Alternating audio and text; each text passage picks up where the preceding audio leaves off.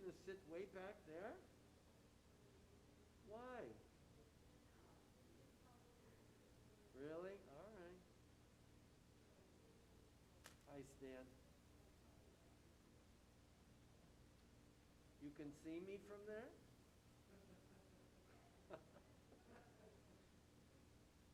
I gotta be careful. You know, when I have the mask on, I really gotta be careful walking down the steps because you miss. I always get close to tripping there.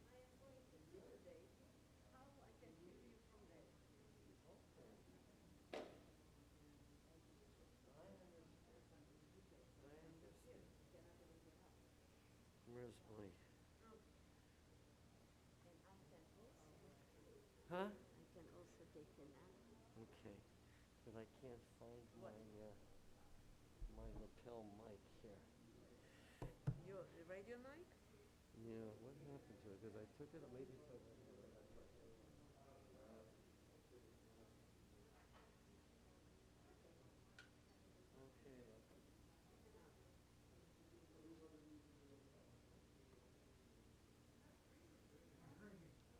Talking about something being translated into Hebrew. Yeah, Well, from Hebrew, yeah.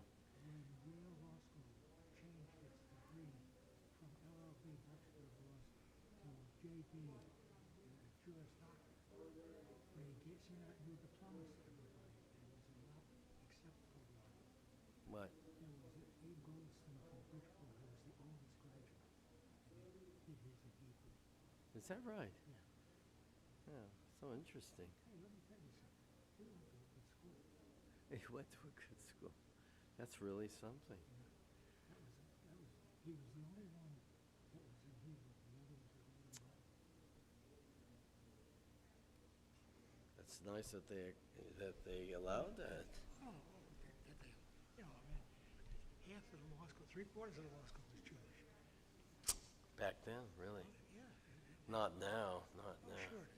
Still? You think so? Oh, yeah. Is that right? Oh, yeah.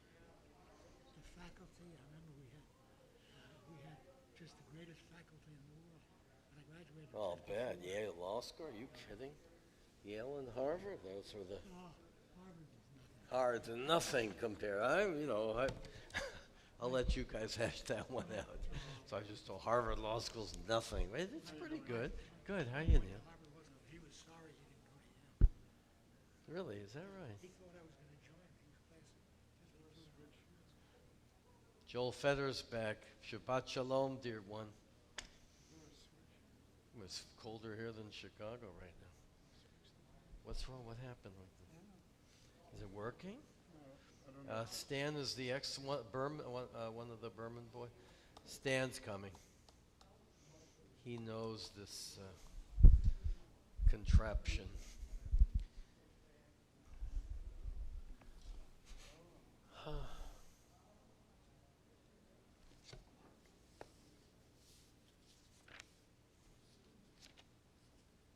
Right? Okay. Good. That's good.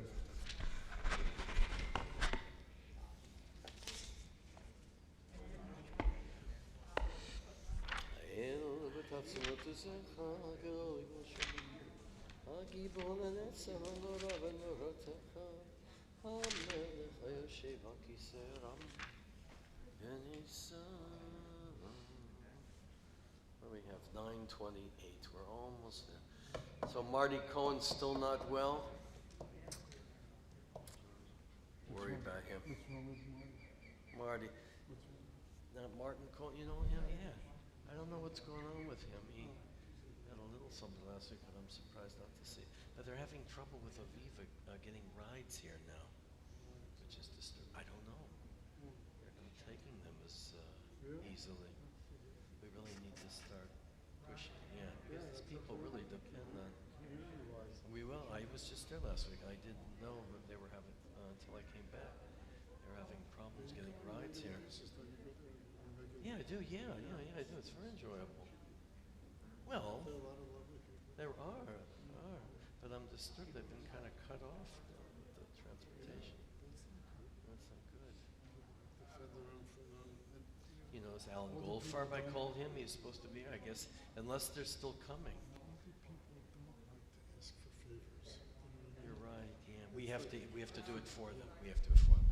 We will. I'll call next week, see if we can get something going. I don't know what the deal is there. You know, I think they're understaffed. I think that's what's going on now. They probably don't have a driver. Oh well, that's the world we're living in now. Understaffed. Yep. That's a new word, right? We're understaffed. We're not understaffed here. We're going to begin our service. We're fully staffed. Let's begin our Shacharit service. Shabbat Sholom, everyone. Page 147. Shochenat maron v'kadosh shemo. Shochenat maron v'kadosh shemo. וכתוב ורננו צדיקים באדוני עלי שרים נבע תהילה בפי שרים תתהלל ובדברי צדיקים תתברך ובלשון חסידים תתרומם ובקרב קדושים קדש ובמקלות ולבבות ולכבד ישראל ברינה יתפרשים כמכנו בכל תור ודוש ככבוד יצורים לפניך שכן נחמת כל יצורים לפניך אדוני אלוהינו ואלוהי אבותינו להודות, להלל, לשבח, לתאר, לדמם, להדר, לברך, להלל ולקדש על כל דברי שירת ותשבחת דוד בן ישי עבדך נשיחך ישתבח שמך לעד מלכנו. Page 148. שיר שזרה וזממשלה נצג ברכות והודות מעתה ועד עולם ברוך אתה אדוני אל מלך גדול בתשבחות אל ההודות אדוני נפלאות הבוחר בשירי זמרה מלך אלך עולמים. Amen. Please rise. Chatzi Kaddish. יתגדל ויתקדש מרבה Amen. יעמד ברכותי וימליך מלכותי בחייך ובימיך ולחיי כל בית ישראל בעגלה ובזמן קריב דיברו אמן. Amen. יהי רבה מברך לעולם לא מלמיה יתברך יתברך וישתבח ויתפאר ויתרומם ויתנשא ויתהדר ויתעלה ויתהלל שמי דקודשא בריחו. לילה מן כל ברכתה ושירתה תושבחתה ונחמתה דמירן ויהמה ויאמרו אמן.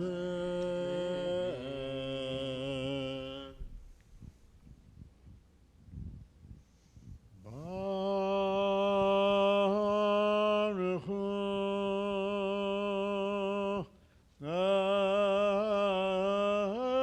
את אדוני המבורך. Baruch Adonai המבורך לעולם ועד. ברוך אדוני המבורך לעולם ועד. Seated, Baruch Adonai. Elohim Elohim Yitzhak B'choshecha Shalom Uvrei. Page 150, הכל יודוך, והכל ישבחוך. ברוך אתה אדוני אלוהינו מלך העולם, יוצר אור ובורא חושך, עושה שלום ובורא את הכל. הכל יודוך והכל ישבחוך, והכל יאמרו אם קדוש כאדוני. מוציא חמה ממקומה לבדכם בשבתה. מוציא חמה ממקומה ולבנה ממכון שבטה. חטא שבחים זה ממסר ראשית. ודיברך על השחורים.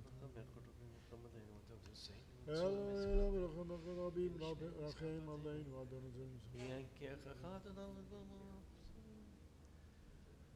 אפס ביתך גאלנו לימות המשיח, וידע מלך מושיענו לתחיית המתים. אל אדון כל המעשים, ברוך ומבורך בפי כל נשמה, גודלה וטובה מלא עולם, דעת ותבונה סובבים אותו, המתגאה על חיות הקודש, ונדר בכבוד על המרכבה, זכות ומשול לפני כיסאו, חסד ורחמים לפני כבודו, טובים מאורות שברא אלוהינו, קצרה מדעת ובינה ושכל, כוח ורוע נתן להם, מושלים בקרב תבל, ויהיו זיו ומפיקים נוגה, ועזיבה בכל העולם, שמחים בצאתם וששים בבואם, עושים בהמה רצון קונם, פאר בכבוד נותנים לשמה, צולה ורינה לזכר מלכותו, קרא השמש ויזרח אור, ראה ויתקין צורת הלבנה, שבח נותנים לו כל צבע מרום, תפארת וגדולה, שרפים יפנים וחיות הקודש. Page 152. תפארת היום, נקרא קרא ליום השבת.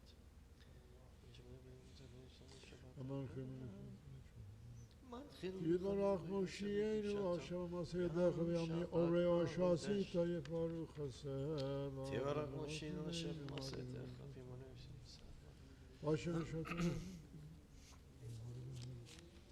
כולם אהובים, כולם רבים.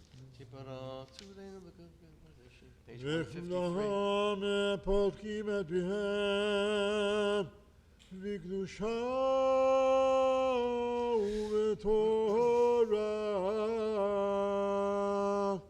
בשירה ובזמרה, ומברכים ומשבחים דברים, ומעריצים ומקדישים וממליכים את שמם. את שם הלל המלך הגדול והחשוב, וכולם להקדיש לי יצרה ונחת רוח, בשפה ברורה ובנעימה קדושה, כולם כאחד עונים ויאמרים ביראה, קדוש קדוש קדוש אדוני צבאות ולכל הארץ כבודו.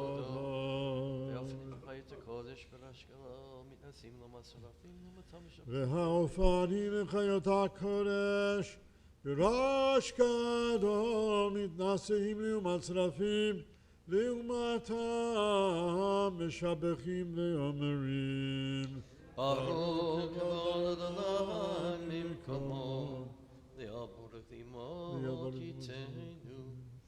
פה הגמרת עשה חדשות, מלחמה צורת צדקה, מצמיח ישועות. המחדש בטובו. המחדש בטובו בכל יום תמיד, מעשה בראשית.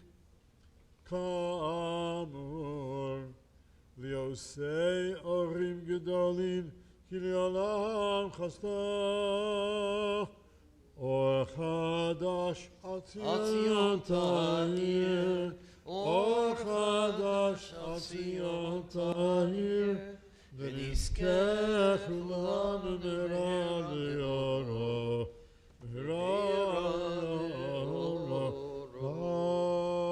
ברוך אתה אדוני, ברוך שמו. יוצר המאורות. 154 אהבה רבה. אהבה רבה אהבת אתה אדוני אלוהינו, הגדולה ותרחמת עלינו. שבת וברכתנו וחיים תבדו רבנו אבינו אברהם. כדברינו תלמדנו. לשמוע וללמוד וללמד לשמוע ולעשות לקיים את כל דברי תלמוד תורת הביאבה. כי בשם פשוט ושמתך והביאנו לשלום מהבא כנפות הארץ ותולכנו ויוצאנו משמעת אתה ובנה וחתנו קראתנו שבסדר. אבינו לשלום בארבע כנפות הארץ ותוליכנו קוממיות לארצנו כי אל הישות אתה ובנו בחרת מכל המלשון וקרבתנו לשמך הגדול סלע באמת להודות לך ולייחדך ביאהבה. ברוך אתה אדוני הבוחר בעמו ישראל באהבה. שמע ישראל אדוני אלוהינו אדוני אחד. ואהבת את אדוני אלוהיך בכל לבבך ובכל נפשך ובכל מאודך. והיו הדברים האלה אשר אנוכי אצווך היום על לבביך ושיננתם לבניך ודיברת בם בשבתך בביתך ובלכתך בדרך ושופך ופמך וקשתם להיות על ידיך והיו לטוטפות בעיניך וכתבתם על מזוזות ביתך ובשעריך. 156 לשמה. ונתתי מצרתכם איתו, ירון לקוש ועשת, רכב תירוס יפזרך, ונתי יסר. והאדמה לא תיתן את יבולה, ועבדיהם ירון רצפה, שתנתן לכם. וכתבתם על מזוזותיך ושעריך. לתת להם, כי מהשמיים על הארץ. ויאמר אדוני אל משה לאמור, דבר אל בני ישראל, ואמרת להם, ויעשו להם ציצית על כנפי ידיהם לדורותם ונתנו על ציצית הכנף ותיל תכלת והיה לכם לציצית וראיתם אותו זכרתם את כל מצוות אדוני ועשיתם אותם ולא תטורו אחרי לבבכם ואחרי עיניכם אשר אשר אתם אתם זונים זונים אחריהם. אחריהם. למען למען תזכרו ועשיתם ועשיתם את כל מצוותיי, מצוותיי. והייתם והייתם קדושים קדושים לאלוהיכם. לאלוהיכם. אני אדוני אלוהיכם, אשר הוצאתי אתכם מארץ מצרים, להיות לכם אלוהים. אני אדוני אלוהיכם. אדוני אלוהיכם יציב את הכל אמת. וקיים וישר. אמת. לדור ודור ושמו קיים וכיסא לדור ודור קיים ושמו קיים, וכיסא אחר מלכות אמונתו לא קיימת. Page 157.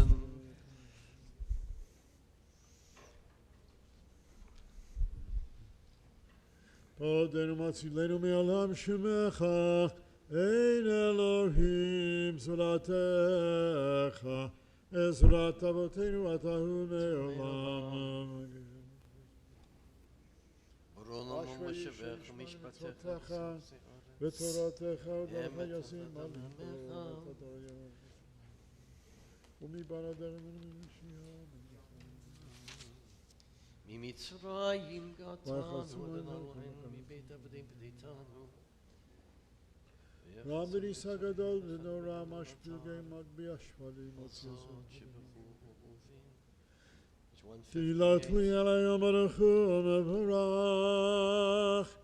משה ומרים ובני ישראל הכנו שירה בשמחה רבה, ויאמרו כולם מי כמוך באלים אדוני, מי כמוך נדר בקודש, נורא תהילות עושי פלא.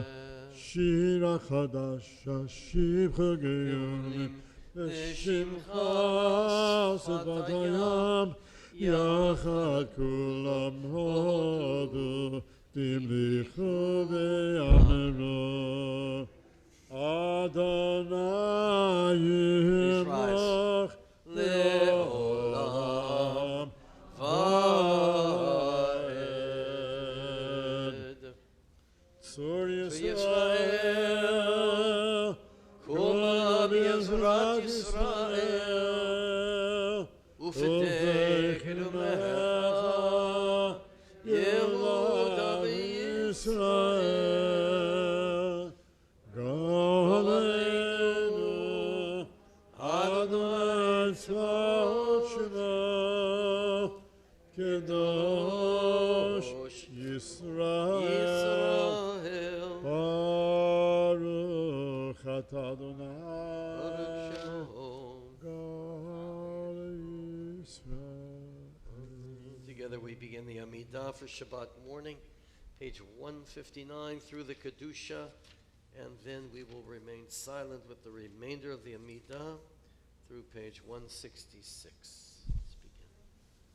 Baruch atah Adonai Eloheinu Elohei Avotenu Elohei Avraham Elohei Yitzchak Elohei Yaakov Elohei Sarah Elohei Rivka Elohei Rachel Elohei Leah Ha'el HaGadol HaGibor VeHaNorah El Elyon גומר חסדים טובים וקובע הכל וזוכר חסדי אבות ומגויה לבני בניהם למען שמו יבוא. מלך חוזר ופוקד ומושיע ומגן. ברוך אתה אדוני מגן אברהם ופוקד שרה. אתה גיבור לעולם אדוני מחיה מתים התורה והושיע. משיב הרוח ומוריד הגשם מחכה חיים בחסד, מחיה מתים ברחמים רבים, סומך נופלים ורופא חולים, ומתיר אסורים, ומקיים אמונתו בשני עפר. מי כמוך בגבורות, דומי דומה לך, מלך ממית ומחיה, ומצמיח ישוע, בנאמנות על החיות מתים, ברוך אתה אדוני בחיי המתים.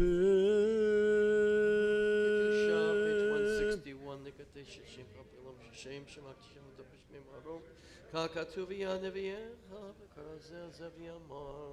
נקדש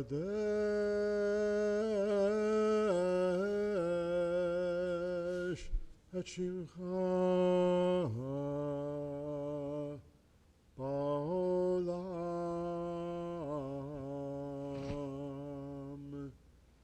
כשם שמקדישים אותו בשמי מרום, כך כתוב על יד נביאך, וכרזה זה ויאמר. קדוש, קדוש, קדוש, אדוני צבאות, מלוך הארץ כבודו. אז בכל ראש גדול, דיר וכל משמיע קול, מנסים למסורפים לעומתם.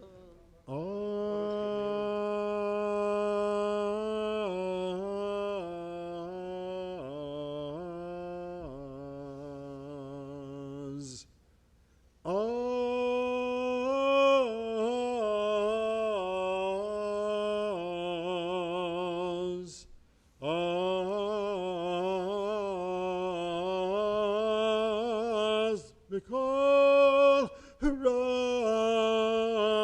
ראש גדול,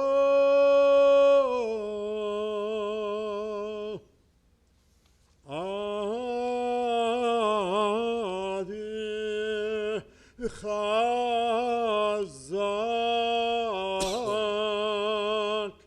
אדיר וחזק, משמיעים קול, מתנשאים ליום הצרפים, ליהומותם, ברוך ימירו. ברוך כבוד אדוני, ברוך כבוד אדוני ממקומו. במקומך מלכנו תופיע, ותמלך עלינו כמלכים אנחנו לך. יגאל כדבר ובשורי וזך ידי דוד, משיח צדקך. ממקומך מלכנו תופיע,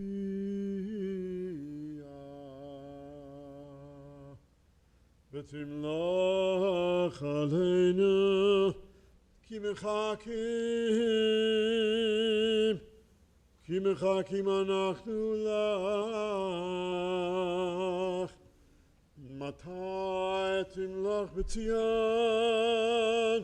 בקרוב בימינו לעולם ועד תשכון.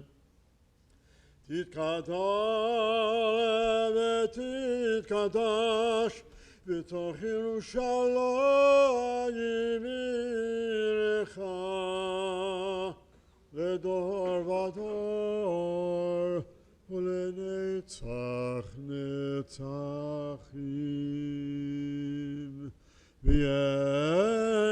Einu tirena malchutecha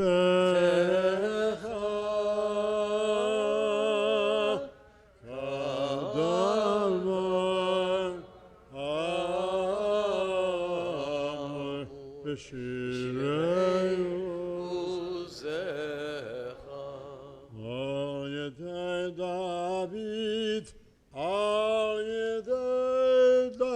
David Mashiach tzidkecha yimloch l'olam el ha'tzion v'dor v'dor Alleluia v'dor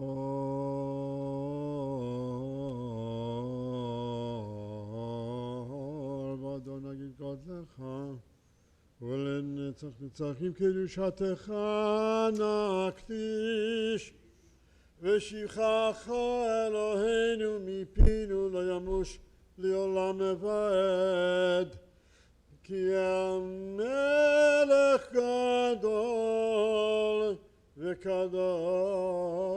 אתה ברוך אתה אדוני Baruch Shemo האל הקדוש.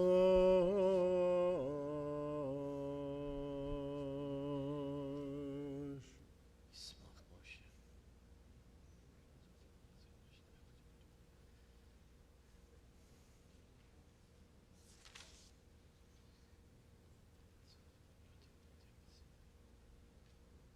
המקדשי שביעי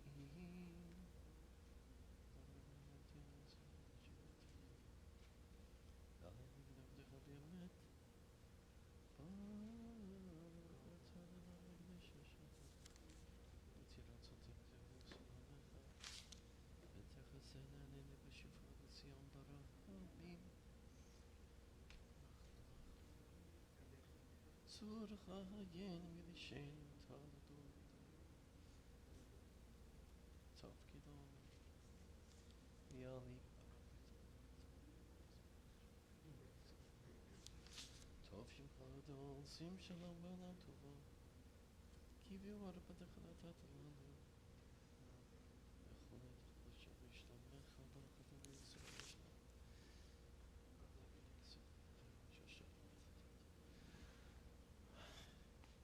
שמח תפש ושתך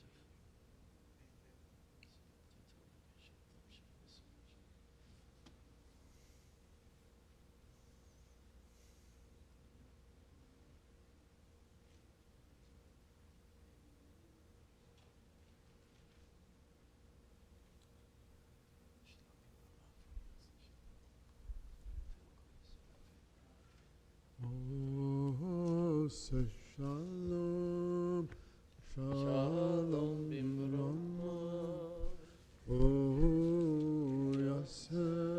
Uyase shalom Ose shalom Shalom bimroma Uyase shalom Uyase shalom Shalom aleinu ve'al kol Yisrael ve'immeru amen. Ose shalom Shalom bimromav Uyase shalom Ose shalom Shalom bimromav Uyase shalom Uyase shalom Shalom aleinu ve'al kol Yisrael de'immeru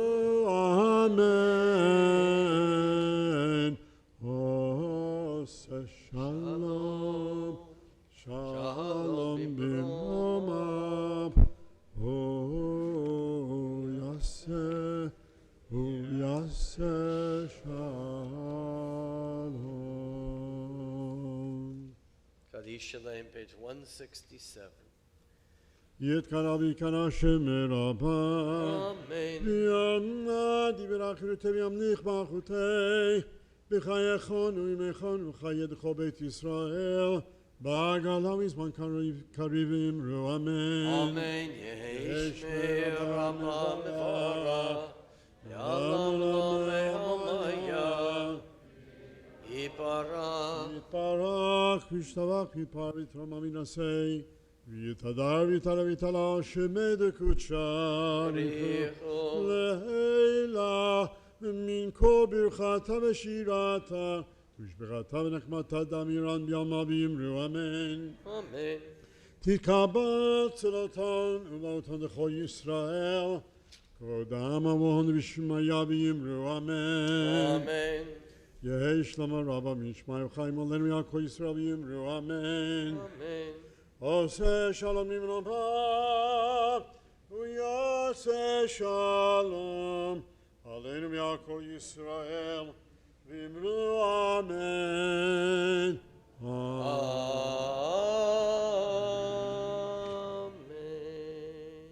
Thank you so much, Asher Koach, Cantor Newman. Shabbat Shalom, everyone. It's a pleasure to be here again on this warm Florida day. I have to stop inviting people from London. They're bringing their lousy weather here. But we will be with Dr. Mendoza soon.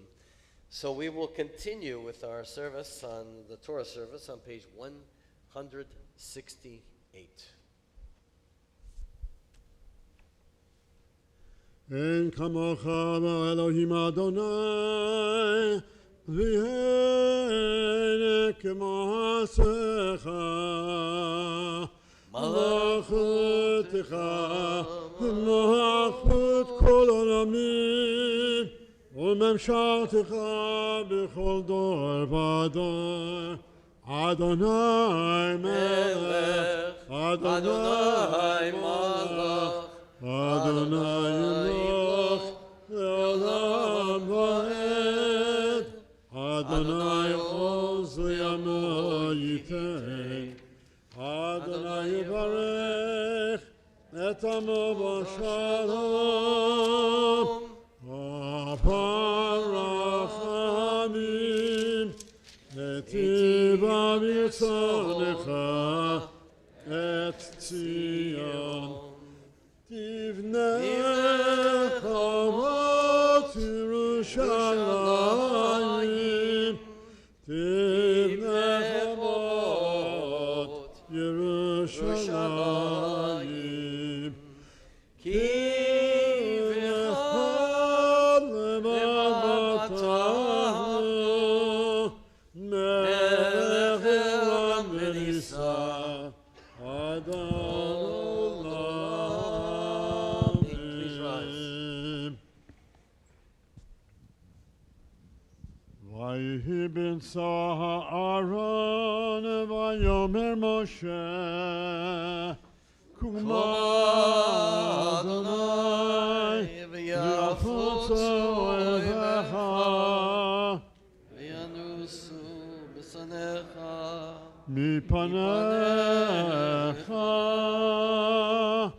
כי מציון תצא תורה כי מציון תצא תורה ודבר אדוני בירושלים ברוך שנתן תורה תורה ברוך שנתן תורה תורה לעמו ישראל וקדושתו ורחשמי דמרי עמה. Just as one who loves another gives a token of affection, So we Jews have always believed that God gave us the Torah as a symbol of divine love. We in turn respond by cherishing this most precious gift. But the Torah is not only a symbol, pointing to a value beyond itself. It possesses supreme intrinsic value. It is kadosh. It is sacred. As an inspiration for noble living, Torah is to be studied diligently and then applied to our own lives.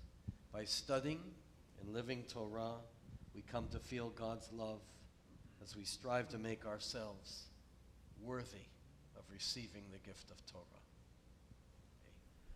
Be'anarachetz v'lishme kadisha yakira Anna imatush bechan Be'anarachetz Be'anarachetz B'lishme kadisha yakira Ana emar tushbechan Yehi ra'ava kodamach Detiftach libi v'yoraita Yetashli Mishalin delibi V'libadech Ach Yisrael Letav l'chayin V'lishlan Amen.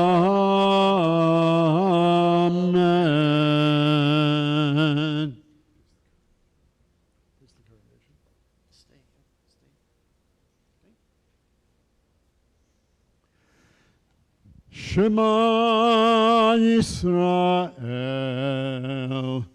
Adonai Eloheinu Adonai Echad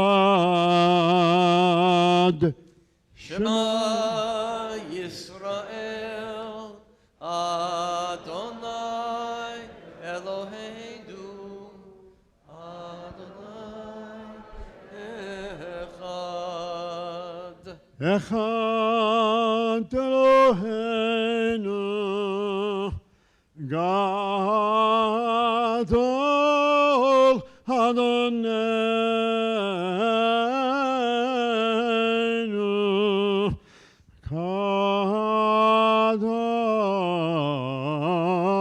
Kadosh Shema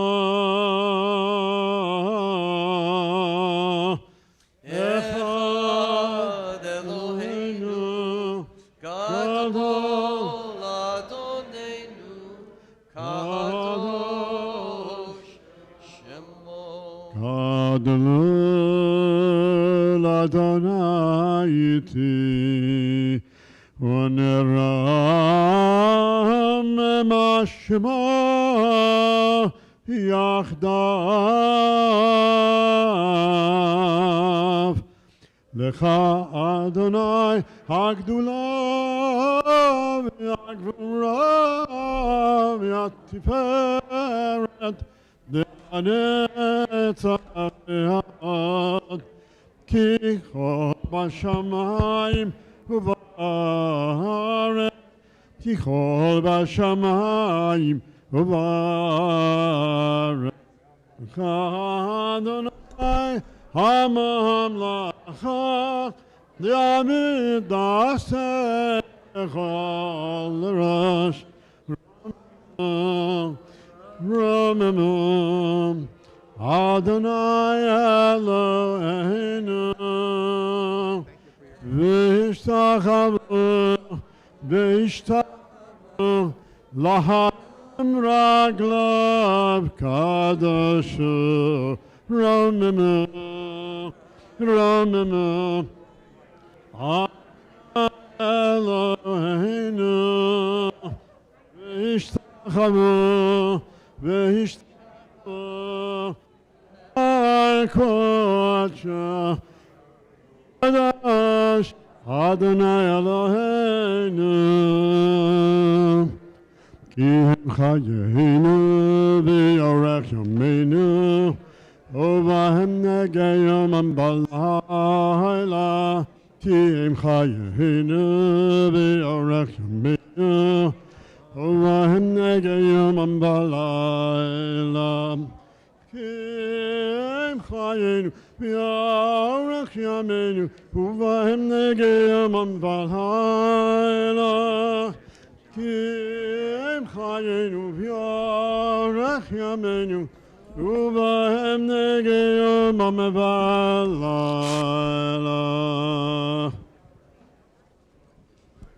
Don, do you need any help? Do you need any assistance? I don't think so. Okay. Stan's here. I got a tough job today, right? You do. You better be good.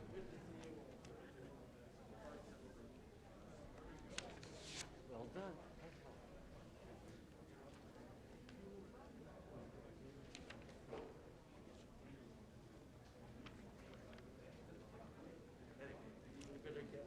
Working here.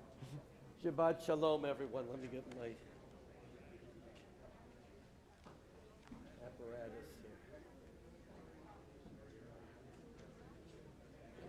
Please take your places. Please take your places as we are about to begin the Torah reading. We're reading from the portion of Mishpatim. And boy, I have a lot of good sermons on this one. But not this Shabbat, next year. We're at page 474. We're reading the latter part of Mishpatim. If you study this portion, well, this is the lawyer's portion. It's all about Jewish law. The importance of law. Perhaps the greatest contribution of the Jewish people gave to the world. The idea that not kings, not princes, not priests, but the law would govern society, the rich and the poor, the slave and the non-slave. That radical concept really is the fruits of democracy, and without law that protects us, we are finished. I think it's also good to remind ourselves of the shotrim, of the law enforcement officers, of our judges, our lawyers, and our great courts of law that administer law. So we're reading the latter part here. One of the things that we heard last night in discussion of Dr. Mendoza's talk about Israel is this very hard reality that we are alone, that we are separate from the non-Jews in so many ways, socially, culturally, politically, and to be a friend and advocate of Israel, you have to be strong. You have to know who you are, and you shall not apologize for that. And the Torah portion, as we're reading here at the end, and the renewal of where the people say, Na'aseh v'nishma, we will do and we will hear. The people affirmed that we're going to climb our barrier, whatever is necessary, to keep our people alive and not apologize for it. That's the way I read these ending verses of this week's portion, very much fitting with the theme that we heard last evening. So let's begin the reading. Page 474, our bar mitzvah, Don Friedman, will be laning all the aliyot today. So wonderful. Thank you, Don. Amen. Hakol, Havagod Eloheinu Tnu Kavod LaTorah, Yamod Yosef ben Shalom Laleat Kohen, Baruch Shenatan Torah Li'amo Yisrael B'Kedushato, V'atem Advikim Baronai Aleichem, Chayim Kulchem Ayom. Baruch Adonai Hambrah. Baruch Adonai Baruch Le'olam Vahed. Baruch Adonai Hambrah Le'olam Vahed. Baruch Adonai Eloheinu Melech Haolam. Asher Bahar Bono Mikol Hamim Benosan Lano Et Torato. Baruch Adonai Nosein HaTorah. Amen. הנה אנוכי שולח מלאך לפניך לשמורך בדרך ולהביאך אל המקום אשר הכינוסי. הישמר מפניו ושמע בקול אל תמר בו כי לא ייסע איש אחיהם כי שמי בקרבו, כי אם שמוע תשמע בקולו, ועשיס כל אשר אדבר, ואויבתי את אויביך, וצרתי את צורריך. כי אלך מלאכי לפניך, והביאך אל האמורי והחיתי, והפריזי והכנעני, החיבי והיבוסי, והכחדתיו. לא תשתחווה לאליהם ולא תעבדם, ולא תעשה כמעשיהם, כי הרס תהרסם, ושבר תשבר מצבותיהם. ועבדתם את אדוני אלוהיכם, וברך לחמך וישממך, והסירוסי תימח מקרבך. Baruch atah Adonai Eloheinu melech haolam asher notan lanu Torah emes v'chayei olam nota b'soheinu. Baruch atah Adonai nosein Torah. Amen. Yasher koach. Yamod Eliyahu ben Gedalia married Leah Levi. Second Shakal. Aliyah is on page 475, verse 26. Abraham Ufel Leah Levi. Verse 26. Page 475. Baruch hu Adonai hamavorach. Baruch Adonai Baruch Le'olam Vahed. Baruch Adonai hamavorach le'olam va'ed. Baruch atah Adonai Eloheinu melech haolam asher b'chabanu mikol ha'amim v'natan lanu et Torato. Baruch atah Adonai notein ha'torah. Amen. Lo siyeh mishakela v'akara bi'artzecha, es mispar yamecha amalei, es emosi ashalach lefanecha, v'hamosi es kol ha'am asher tavo bohem, v'nasati es kol oyevecha elecha oref, v'shalachti es hatzir lefanecha, Begersha, es hachivi, es haknaani, es hachiti milfanecha. La agorshenu mipanecha b'shana echas, pentihye haaretz shmama, v'raba olecha chayas hasadeh. Me'at agorshenu mipanecha, Ad asher tifreh v'nachalta es haaretz. Baruch atah Adonai Eloheinu melech haolam asher natan lanu Torat emet v'chayei olam nata b'tochenu. Baruch atah Adonai notein ha'torah. Amen. Amen. Yasher koach. Eric, Esme, with love.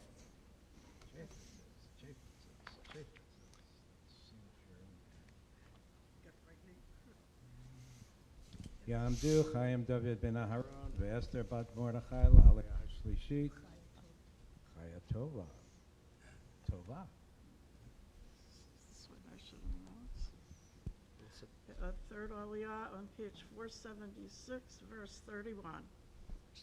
Baruch hu et Adonai hamvarach. Baruch Adonai Baruch Le'olam Vahed. Baruch Adonai hamvarach le'olam va'ed. Baruch atah Adonai Eloheinu melech haolam asher b'chabanu mikol ha'amim v'natan lanu et Torato. Baruch atah Adonai notein ha'torah. Amen. Mishati eskavucha, me'am suf v'ad yom plishtim, u'mimidbar ad hanahar, ki etein b'yedchem, eis yoshvei ha'aretz, v'gerashtamo mipanecha, lo sichros lahem, le'lahem, beris, lo yeshvu ba'artzecha, Penyachatiu oschali, Ki sa'avodas Elohehem, ki elecha l'mokeh. Baruch atah Adonai Eloheinu melech haolam asher noten lanu Torah emet v'chayei olam notah b'tocheinu. Baruch atah Adonai noten haTorah. Amen. Amen. Shakoach. David, God give you health, goodness. Talmud Saramasha, Saramasha bat Chai Shlomo v'Bela Chaim Rachel, Shlomo v'Gol v'Bela Rachel. Bela Rachel Aliyah Harviyit. Fourth Aliyah is on page It's awkward. 476, chapter 24, verses 1 to 6. Baruch Adonai Hamavorach. Baruch Adonai Baruch Le'olam Va'ed. Baruch Adonai Baruch Le'olam Va'ed. Baruch Atah Adonai Eloheinu melech haolam asher bachar banu mikol ha'amim v'natan lanu et Torato. Baruch Atah Adonai noten haTorah. Amen.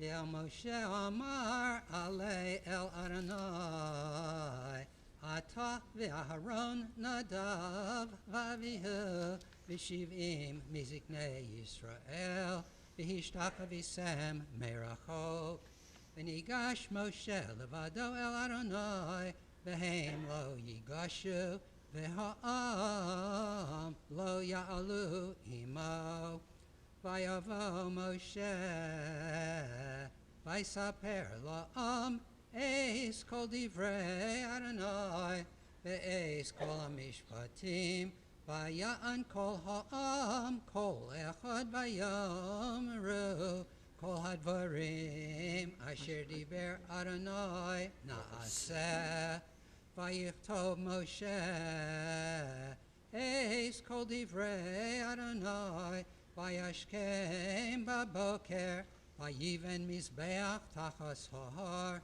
L'shneim esrei matzeva, l'shneim asar shiftei Yisrael, v'yishlach es na'arei b'nei Yisrael, v'yalu olos, v'yizbechu, zevachim shalomim, l'Adonai parim, v'yikach Moshe chatzi hadam, v'yasem ba'aganos, v'chatzi hadam zarak al hamizbeach. Baruch Atah Adonai Eloheinu melech haolam asher natan lanu Torah emet v'chayei olam natah b'tocheinu. Baruch Atah Adonai noten haTorah. Amen. Yamod Yitzchak Aryeh ben Yoshua Aliyah HaChamishit. The fifth Aliyah is on page 478, verse 7. Baruch Adonai Hamvorach. Baruch Adonai Baruch Le'olam Va'ed. Baruch Adonai Hamvorach Le'olam Va'ed. Baruch Atah Adonai Eloheinu melech haolam asher bachar banu mikol ha'amim v'natan lanu et Torato. Baruch Atah Adonai noten haTorah. Amen. Vayikach sefer habris vayikra b'yaznei ha'am vayomru kol asher diber Adonai na'aseh v'nishma. Vayikach Moshe es hadam vayizrok al ha'am vayomer Hine dam habris asher koras Adonai imachem al kol hadvarim ha'eleh vaya'al Moshe ve'aharon Nadav v'avihu v'shivim miziknei Yisrael vayir'u eis Elohei Yisrael v'sachas raglav kama aseh livnas hasapir Uch'etzem hashomayim latohar Yel atzilei b'nei Yisrael Lo shalach yado Vayechazu esho Elohim Vayochlu Vayishtu Baruch atah Adonai Eloheinu melech haolam asher natan lanu torat emet v'chayei olam nata b'tochenu Baruch atah Adonai noten haTorah. Amen. Yasher koach. Dear Jordan. Yamod Yitzchak ben Avraham Laleh Hashishit. Sixth Aliyah is found on page 479, verse 12. Baruch Hu Adonai Hamvorach. Baruch Adonai Baruch Elam Vahed. Baruch Adonai Baruch Vahed. Baruch Atah Adonai Olam Asher B'Haban Mikol Amim V'Natan Lanu Torah. Baruch Atah Adonai Noten HaTorah. Amen. Vayomer Adonai el Moshe, Alei Elai Hahara V'Yesham, V'Yetna Lecha Es Luchos Ha'even, V'HaTorah V'HaMitzvah, Asher Kosavti Laharosam, Vayakam Moshe V'Hoshua Meshorso, Vaya'al Moshe El Har Elohim, El Hazkenim Amar Shabulanu Vazeh Ad Asher Nashuv Alechem V'hinei Aharon V'chur Imachem Mival Devarim Yigash Alehem. Baruch Atah Adonai Eloheinu melech haolam asher natan lanu Torah emet v'chayei olam nata b'tochenu Baruch Atah Adonai noten haTorah. Amen. Yishmerach Avotin Avram Yaakov. Sorry, Racham Le'Yivarech et Yitzhak ben Avraham she'ala l'Torah likvod ha'makom v'likvod ha'Torah likvod ha'Shabbat v'likvod kilat ha'kodesh hazeh ha'kadosh baruch hu yivrech oto v'et kol mishpachto v'yishlach bracha v'hatzlacha b'kol ma'aseh yadav im kol Yisrael achav v'nomar. Amen. May God who bless our ancestors Abraham, Isaac, and Jacob, Sarah, Rebecca, Rachel, and Leah, bless our distinguished guest from London, Dr. Alan Mendoza, Yitzchak, the son of Avraham, who has come here to honor the Torah, to honor Shabbat, and to honor our congregation. May the Holy One, blessed be He, grant Dr. Mendoza blessing to his family and good health, continued success in everything you do. It's a real honor to have you here. God bless you. Amen. Yamdu Avraham ben Yaakov Penina bat Eliyahu Laleh Hashviit. The Aliyah is found on page 479, verse 15. Baruch Hu Adonai Hamvorach. Baruch Adonai Baruch Elam Vahed. Baruch Adonai Baruch Le'olam Vaed. Baruch Adonai Eloheinu melech haolam asher bachar banu mikol ha'amim v'natan lanu et Torato. Baruch atah Adonai noten haTorah. Amen. Vayal Moshe El Hahar, Vaychase Anan Es Hahar, Vayishkon Kavod Adonai El Har Sinai, Vaychasehu He'anan Sheshes Yamim, Vayikra El Moshe, Vayom Hashvi'i Mitoch He'anan, Umar Kavod Adonai, Ke'esh Ocheles Barosh Hahar, Le'nei B'nei Yisrael, Vayavo Moshe, V'soche Anan Vaya'al El Hahar, Vayhi Moshe Bahar, Arboim Yom, V'Arboim Laila. Baruch atah Adonai Eloheinu melech haolam asher natan lanu Torah emet v'chayei olam nata b'tochenu Baruch atah Adonai noten haTorah. Amen. Please rise for our Mishabera for the Cholim. We will recite. Mishaberach Avotenu, Avraham Yisav Yaakov Imotenu, Sarif Karach Avleyayu Varech Virapeh, Et Kol HaCholim, Amigila Bat Nechama Leah, Tzvi Yisrael ben Shima V'chaya, David Yosef ben Chana Basha, Chana Chanover, Yitzchak bat Shulamit, Rivka Shifra bat Sarah Rezel, Talia bat Moshe Yulia Rachel, Leela bat Sega, Leah bat Sarah, Ira Loberbaum, Barbara Bergman, Judy Loeffler, Marvin Birnbaum, Rivka bat Sahara, Yaakov Moshe ben Natan V'chaya, Avraham Shmuel ben Moshe Yankel, John Pakeper HaKadosh Baruch Hu, Yimalei Rachim Alehem Lachtikal Nerapa Tavish Lach Lahem, Meher Rab Refuah Shlema Mina Shamayim Refuat Nefesh, Urefuat Agu Betoshar Cholim, V'chazek et Yidei HaOskim B'tzorchehem, Shabbat Hi Ben Zokorofo, Kravo Lavo Ashar Uzman Kari V'nomar Amen. May our God, who blessed our ancestors Abraham, Isaac, and Jacob, Sarah, Rebecca, Rachel, and Leah, bring blessing and healing to all who have mentioned our prayers and all of you who have mentioned loved ones and dear friends in your silent prayers. May the Holy One mercifully restore them to health and vigor, granting them spiritual and physical well-being. Together with all others who are ill, may God grant strength to those who tend to them. And this is Shabbat. It's a time to refrain from crying out, a time of peace.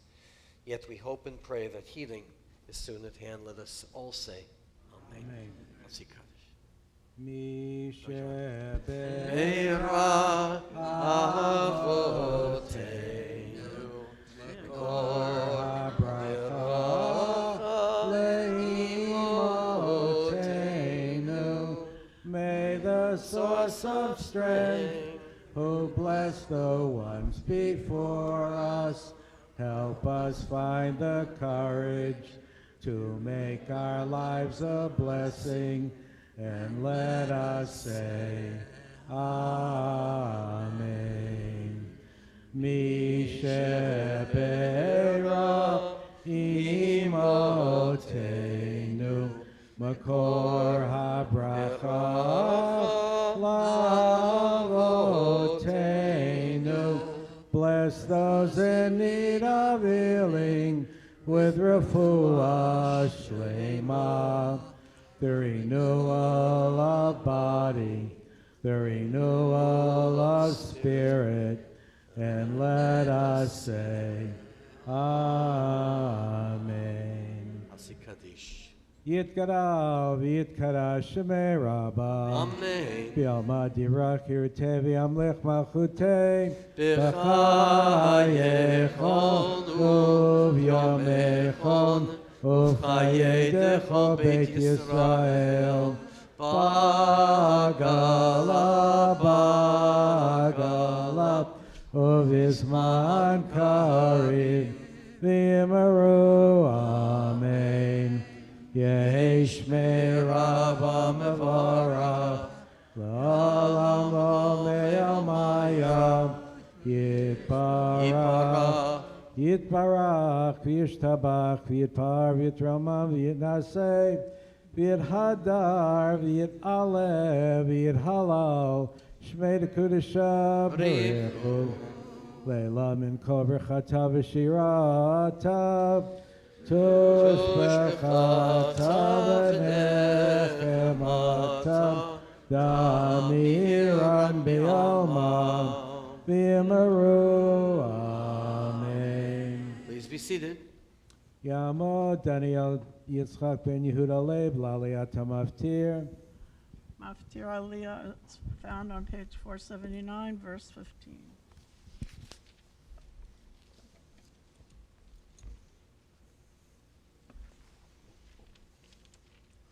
Baruch Hu es Adonai HaMavarach. Baruch Adonai Barach Le'olam Vahed. Baruch Adonai HaMavarach Le'olam Vaed.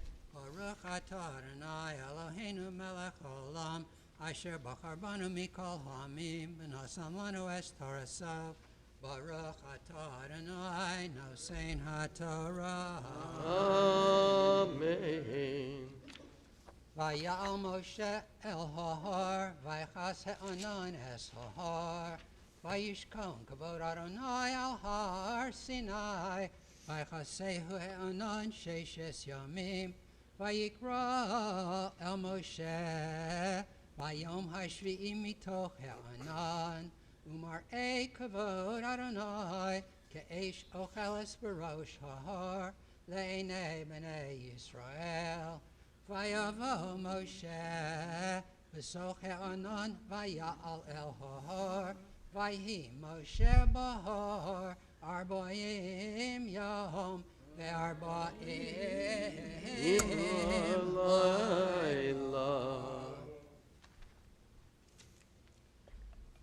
Baruch atah Adonai Eloheinu melech haolam asher nasan lanu Toras emes v'chayei olam nata b'sochenu Baruch atah Adonai nosein haTorah. Amen. Amen. Mishvirach Avdin Avram Tzviakov, Sarif Korach Havaleya, Uyevarech Daniel Yitzhak Ben Yehuda Lev, Shalala Torah Likvod HaMakom, Likvod HaTorah, Likvod HaShabbat, Likvod Bar HaMitzvah Shelo, HaKadosh Baruch Hu Yevarech Oto, V'et Kol Mishpachto, V'yishlach Bracha V'hasa B'chol Masei Yadav, Yim Ko Yisrael V'chav V'nomar.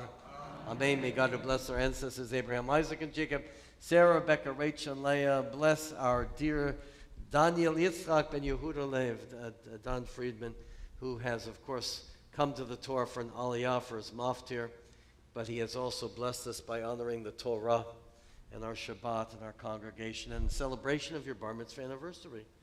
And, of course, he said, I've got to read everything this week, so we're blessed. May the Kadosh Baruch Hu bless you, Don, dear one. You're back in health. Many years of life and goodness and celebration with your dear Julie. And let us all say. Amen. Siman Tov, Mazel Tov. Mazel Tov, Siman Tov, Mazel Tov, Mazel Tov, Siman Tov. Siman Tov. Mazel Tov, Siman Tov, Yehi lanu. Yehi lanu, Yehi lanu. Ulachol Yisrael. Yehi lanu, Yehi lanu. Ulachol Yisrael. Yehi lanu, Yehi lanu. Ulachol Yisrael. Yehi lanu, Yehi lanu. Ulachol Yisrael. Please rise, everyone. Yam Du'amad B'Yava HaGolel.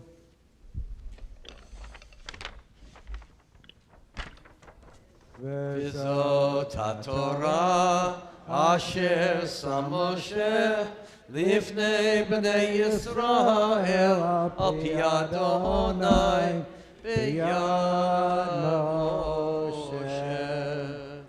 V'zot HaTorah asher sam Moshe lifnei b'nei Yisrael al pi B'yad Moshe, V'zot HaTorah shesam Moshe lifnei b'nei Yisrael, al pi Adonai b'yad Moshe. Please be seated. Page 482, the 34th chapter of the prophet the Navi Yirmiyahu. The year is approximately 590 BCE, and he's prophesying from Jerusalem, as he sees his nation, his people, coming to a close. The Babylonians were breathing down their necks, and he's trying to find some reason why this is happening. He is called a Deuteronomic theologian. Everything happens for a purpose, he would acknowledge. God must have a plan. And what is his plan? To teach the people of Israel that even though they offered all the sacrifice, they did everything right ritually, it's not enough. They have to free the slaves. They have to conduct themselves such that they create a society of complete social justice. They have to take the spirit of the Torah. They have to understand that even though the Torah acknowledges that slavery is an institution, nevertheless, we have to go beyond the words of the Torah. That is our mission as a people. We have to be 10 steps ahead. We have to be constantly thinking of how we can do better and how we can shape the world. That's what Jeremiah is teaching us, and that's why we continue to read his words. It's a great, great text. Page 482, our bar mitzvah, Don Friedman. If you'll indulge me for just a minute, I want to say a couple words about this Haftarah. Obviously, it's the Haftarah for Mishpatim, and it's the Haftarah that I chanted at my bar mitzvah. But in the 65 years since then, it comes out on average about once every 5 or 6 years. That's right. The intervening years, most of the time it's Parshat Shekalim, the first of the 4 special Parshiot before You need Pesach. a leap year. You need a leap year. And sometimes it falls on Rosh Chodesh, and sometimes it falls the day before Rosh Chodesh. In any case, all three of those situations have their own special Haftarah, which takes precedence over the regular one for Mishpatim.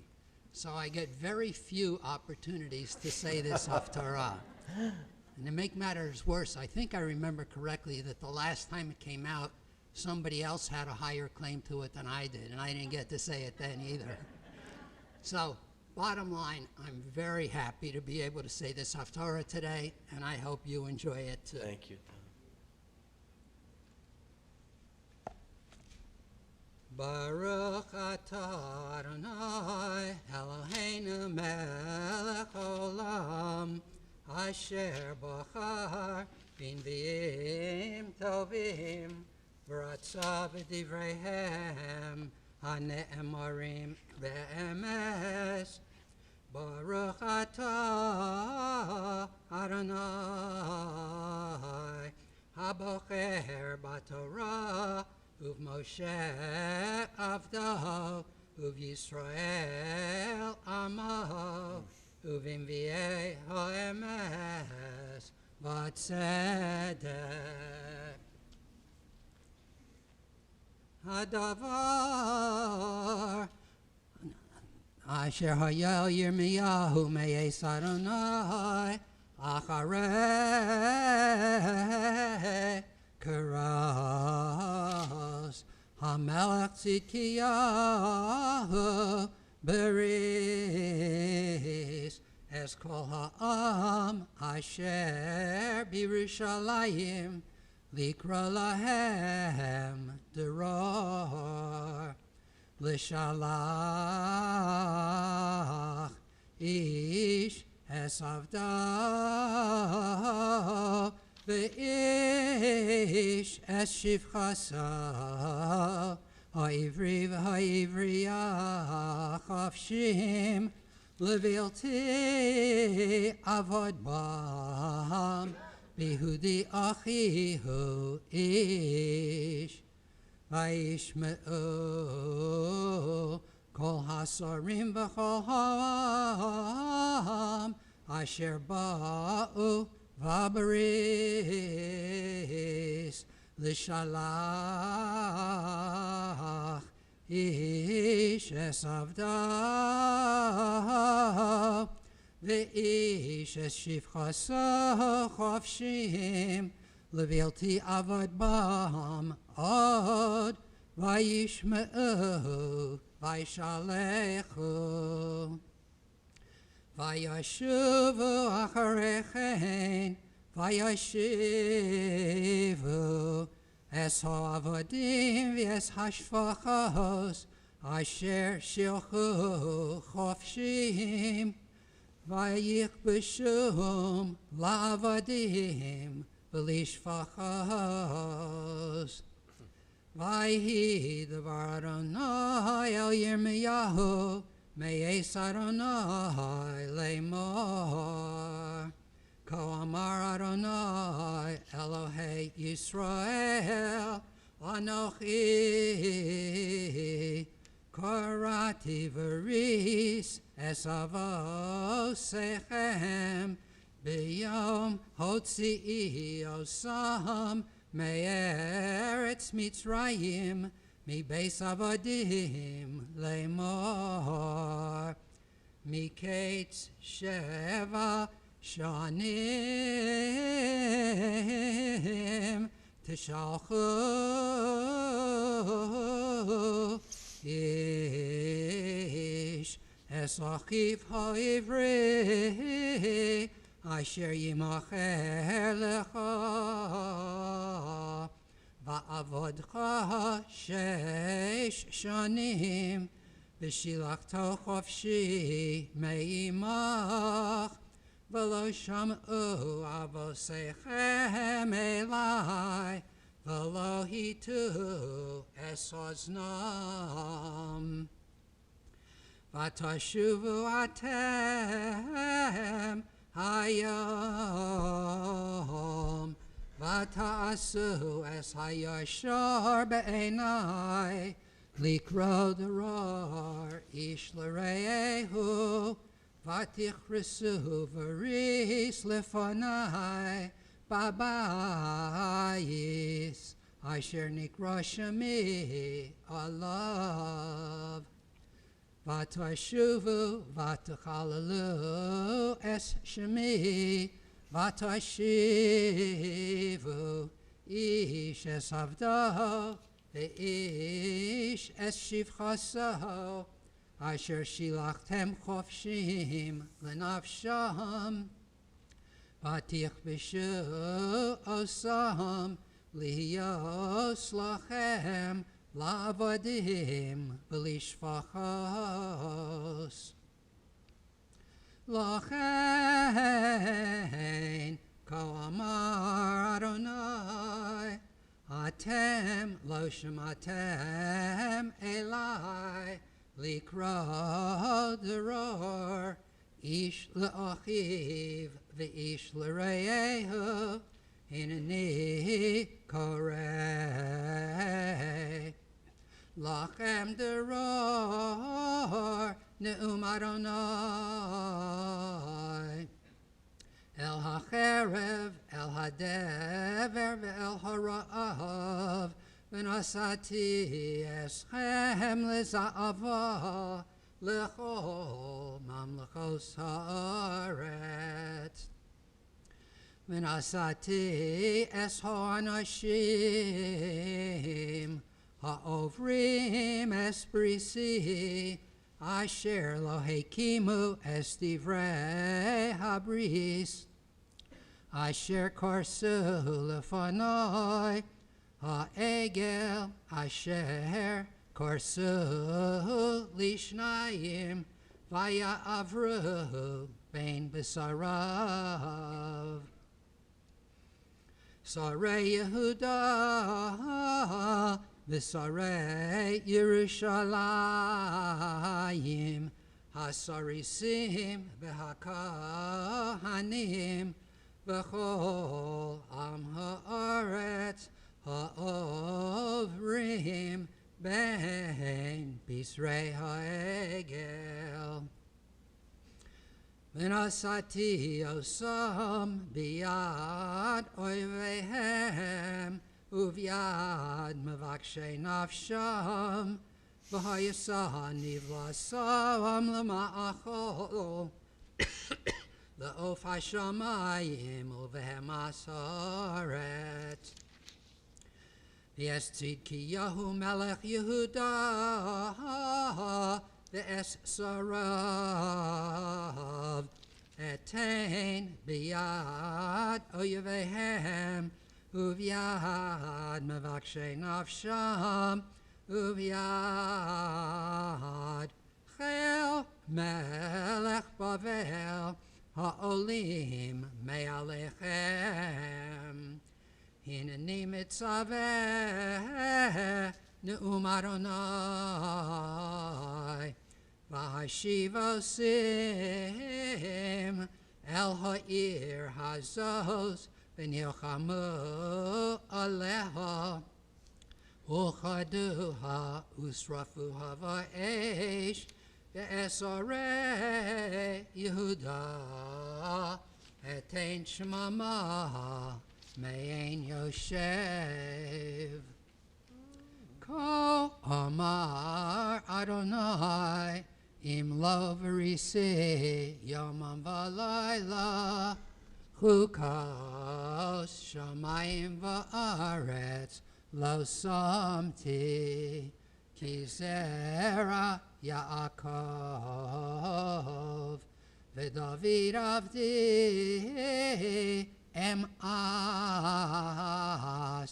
Mikachas mizar o moshlim El zera Avraham Yitzchak v'Yaakov Ki ashiv es shvusam v'richamtim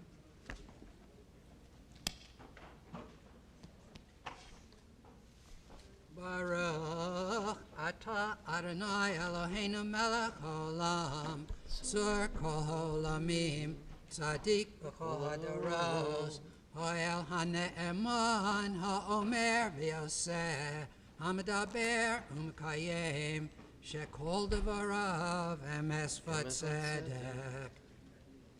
Ne'eman, atahu Adonai Eloheinu, v'ne'emanim devarecha, v'davar echad midvarecha, achor lo yashuv rekam. Ki el melech ne'eman v'rachaman ata, Baruch atah Adonai. Baruch Shemo. Ho'el hane'eman b'chol devarav. Amen. Rachem al Zion ki hives chayenu, v'la'aluvas nefesh toshia, bimhera v'yameinu, Baruch atah Adonai. Baruch u'Baruch Shemo. Mesameach Zion b'vaneha. Amen. Samcheinu Adonai Eloheinu, be'eliyahu hanavi avdecha, uv'malchus beis David mishichecha, bimhera yavo v'yagel libeinu, al kis olo yeshev zar, v'lo yinchalu od acherim es kavodo, ki v'shem kodshecha nishbata lo, shelo yichben nero li'olam va'ed, Baruch atah Adonai, Baruch Shemo. Magen David. Amen. Al Torah ve'al ha'avodah ve'al hanavim ve'al yom ha'shabbos hazeh shenasata lanu Adonai Eloheinu likdusha v'limnucha lechavod u'sifaret. Al hakol Adonai Eloheinu anachnu modim lach umvarachim osach yisborech shimcha b'fi chochai Tamid le'olam va'ed, Baruch atah Adonai, Baruch Shemo. Mekadesh HaShabbat. Amen. We do a Kiddush cup and a Siddur for our bar mitzvah, but I think you have all that. Thank you so much, Don. What a pleasure, honor. Please rise, everyone. Our closing prayers before we return the Sefer Torah. First, a prayer for our country. On page 177, let's read together in the English. Our God and God of our ancestors, with mercy accept our prayer on behalf of our country and its government. Pour out your blessing upon this land, upon its inhabitants, upon its leaders, its judges, officers, and officials who faithfully devote themselves to the needs of the public. Help them to understand the rules of justice you have decreed, so that peace and security, happiness and freedom will never depart from our land. Adonai, God, whose spirit is in all creatures, we pray that your spirit be awakened within all the inhabitants of our land. Uproot from our hearts hatred and malice, jealousy and strife. Plant love and companionship, peace and friendship among the many peoples and faiths who dwell in our nation. Grant us the knowledge to judge justly, the wisdom to act with compassion, and the understanding and courage to root out poverty from our land. May it be your will that our land be a blessing to all who dwell on earth, and may you cause all peoples to dwell in friendship and freedom. Speedily fulfill the vision of your prophets. Nations should not lift up sword against nation, neither shall they learn war anymore. For all of them, from the least of them to the greatest, shall know me. And let us say, Amen. Tfilah Lishlom Medinat Yisrael, our prayer for the state of Israel. Let's read in the English translation this Shabbat at the top of page 178. Avidu Shebashamayim, stronghold and redeemer of the people of Israel. Bless the state of Israel, the beginning of our redemption. Shield it with your love, spread over it the shelter of your peace. Guide its leaders and advisors with your light and your truth. Help them with your good counsel. Strengthen the hands of those who defend our holy land. Deliver them, crown their efforts with triumph. Bless the land with peace, its inhabitants with lasting joy. Let us say, Amen. Page 180, Birkat HaChodesh, the blessing for the next month, new month.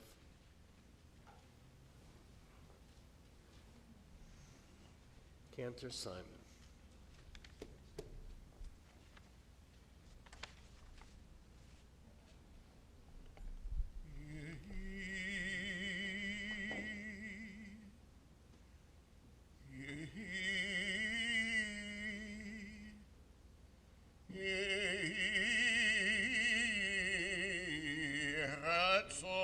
מלפניך, אדוני אלוהינו,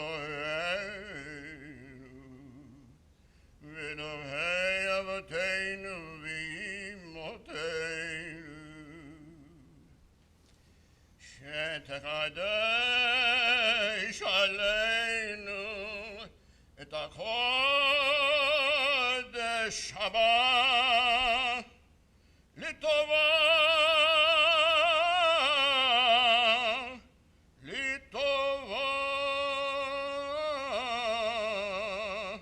לטובה ולברכה.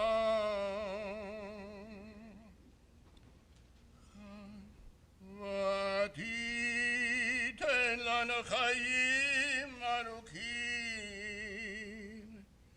חיים של שלום, חיים של טובה, חיים של ברכה, חיים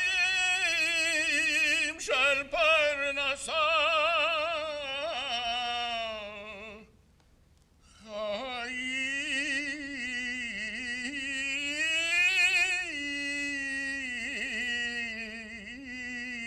חיים של חילוץ עצמות,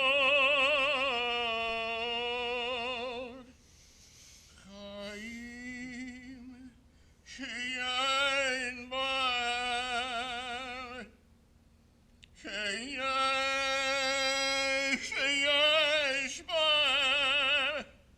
שיש בהם יראת שמיים ויראת חטא, חיים,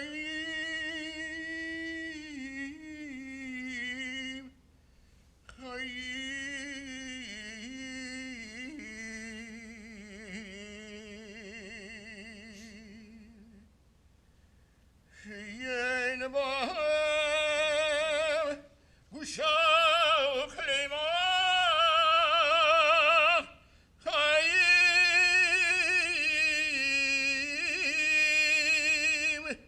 שלא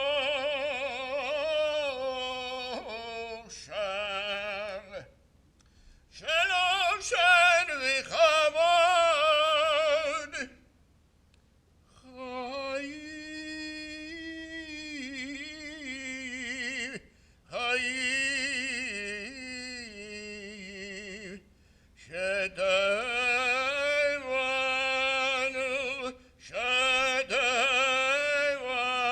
שתבנו אהבת תורה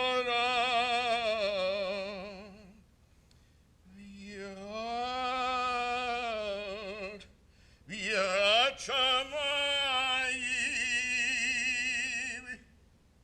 חיים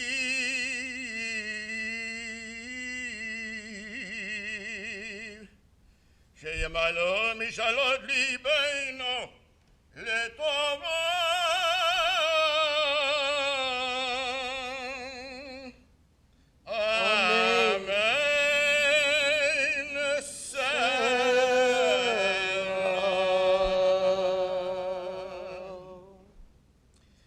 מי שעשה ניסים לאבותינו וגלותם מעבדות לחירות, הוא יגאל אותנו בקרוב,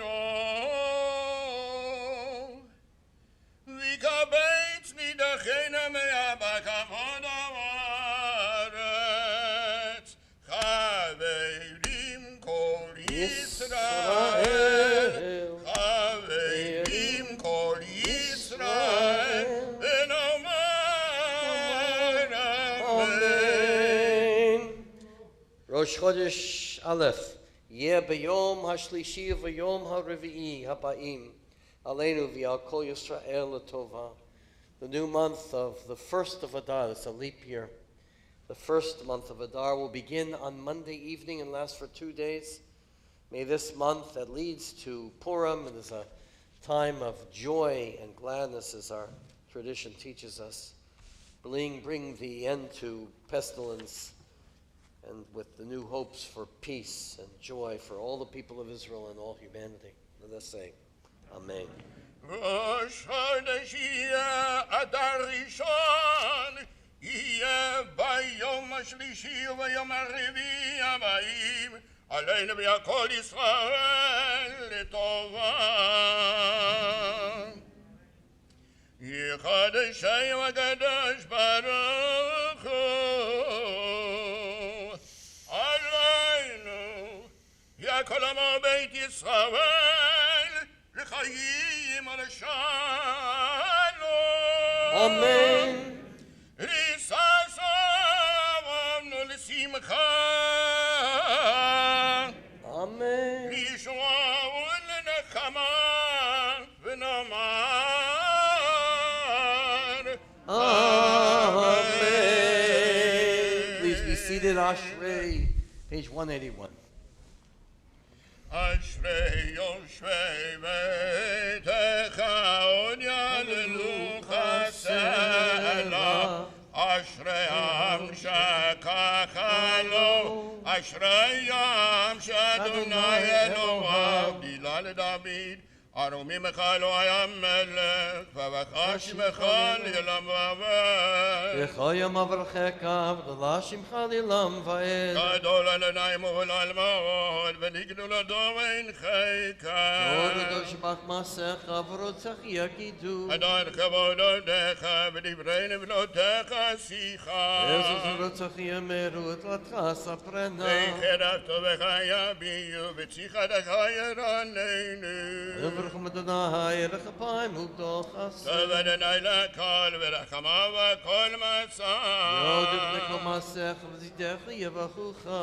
כבוד מלכותך יאמרו, גבורתך ידברו. Yehodili diadam kurotav v'chvod el hara malchuto. מלכותך מלכות עולמים, וממשלתך בכל דור ודור. Somech adad adachol hanaflim, zokef l'chol kfufim. הנה כל אליך יסברו, ותנוד אליהם את אוכלם איתו. Oti akededecha maspil l'chol charatzon. צדיק אדוני בכל דרכיו, וחסיד בכל מסע. Karov adadakol korav, v'chol shikru ve'emet. רצון ירח יעשה, וישובתם ישמע ויושיע. Shomer adad kol ahava, ve'et kol rashaim yashmihi. תהילת אדוני ידבר בי, ויברך כל בשר שם קודשו לעולם ועד. ואנחנו נברך יה ויתה ויד עולם. הללויה. Please rise.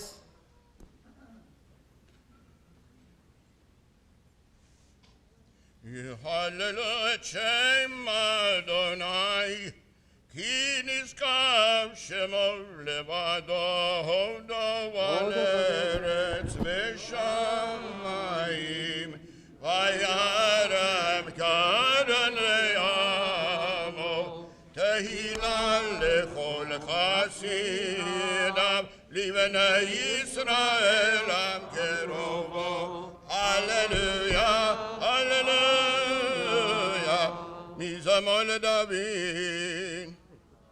הבו לאדוני בני אלים, הבו לאדוני כבוד ועוז, הבו לאדוני כבוד שמו, ישתחוו לאדוני בהדרת קודש, כל אדוני על המים, אל הכבוד ירים, אדוני על המים, על מים רבים.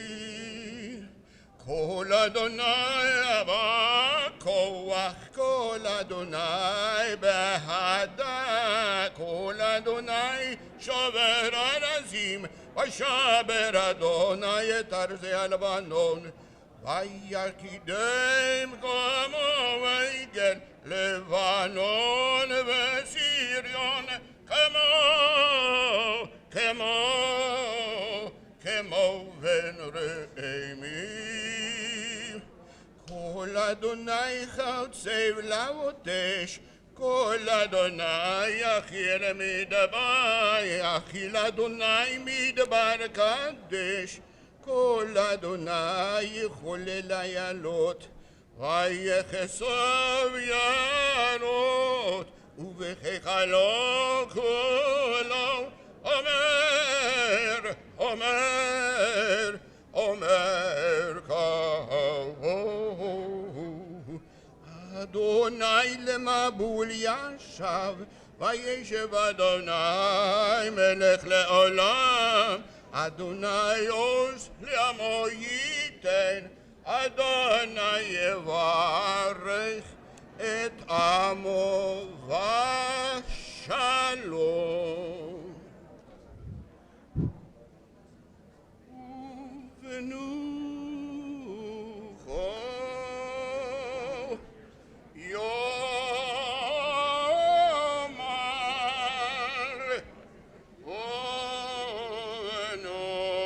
ונוחו יאמר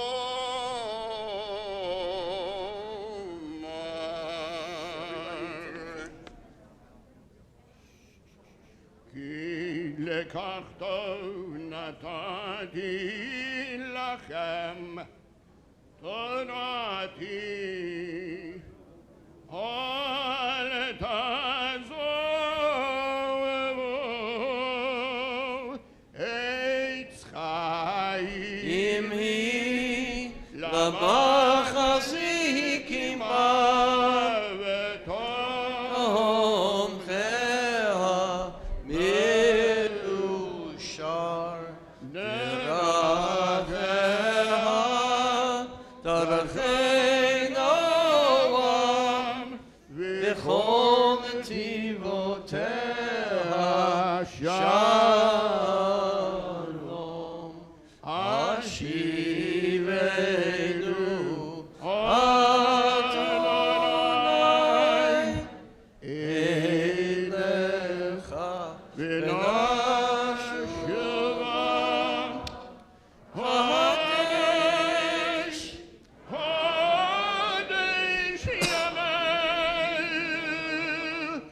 חדש ימנו חדש ימנו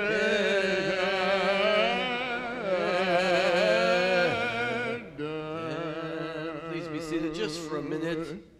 I'm not, please, just for a minute. I'm not going to give my usual drasha. I know you're all sad.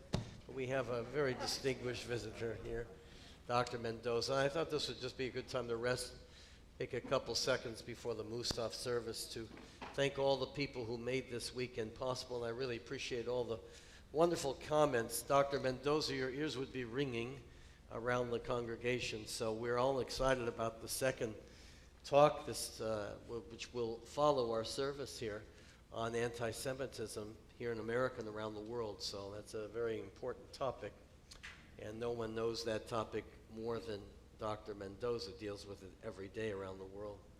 So I want to thank everyone who made this weekend possible. First of all of you, but in particular our office staff, Nancy and Kelly, were just phenomenal, and everybody who has made it so easy for Alan to Dr. Mendoza to be here. I'd like to thank Valda and Kathy in the kitchen for our wonderful Shabbat meal we had last night. I also want to especially thank Dr. Eric Ferber, who's now our partner on all these distinguished speakers that we're having, and Esme for everything you've done. I also want to thank Al Tridell. Where's Al, by the way? There you are, back there. I neglected to thank you last night, so I want to thank Al, who moved from the position, started with Dr. Mendoza's invitation, and now we pushed him up the ladder, Vice President. So thank you, Al, for everything you've done as well. Just to keep score a little bit, and then we'll go on with the Musaf service, I'm trying to bring the very best distinguished people here to our congregation, and Dr. Mendoza, you might find this interesting. Our first guest speaker that we had was Israel's first ambassador to the UAE, Eitan Naeh. If you'll remember that, way back in September, my dear friend Eitan Naeh, who was the deputy ambassador in the UK, probably knew Eitan very well. We were very close friends.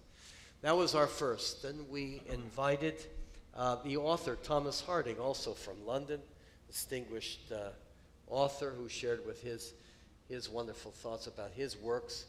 And then in November, on Kristallnacht, we had Ambassador Christoph Weidinger of Austria, who's Austria's ambassador to Kosovo now. He was the deputy ambassador in the UK when I was there, and is a real great friend of our people, and it was very special with him as well. And then in December, we had the most distinguished professor of Bible in the world from Oxford University, Dr. John Barton, the author of History of the Bible.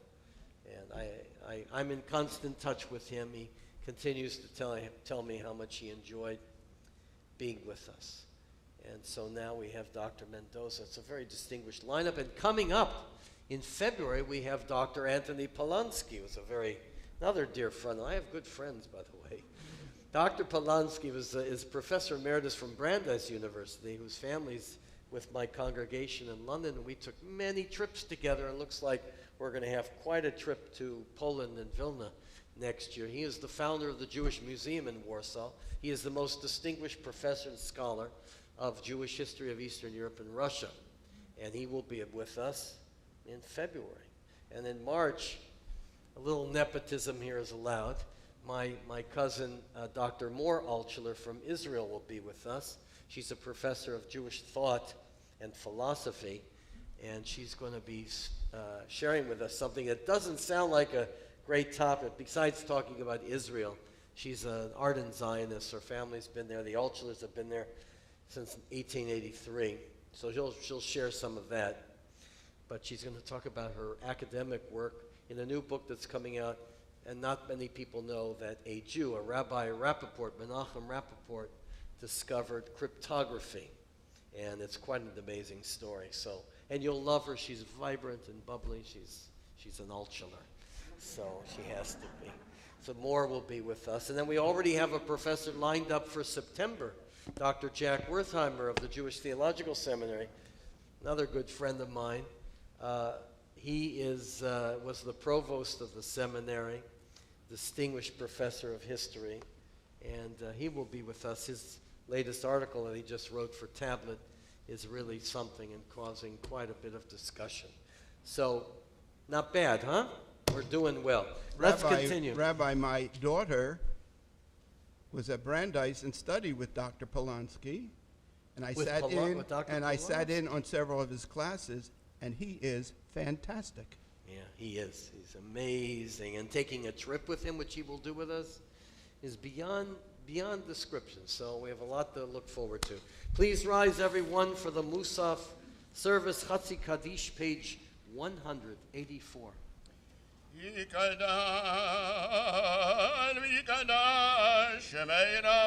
Amen.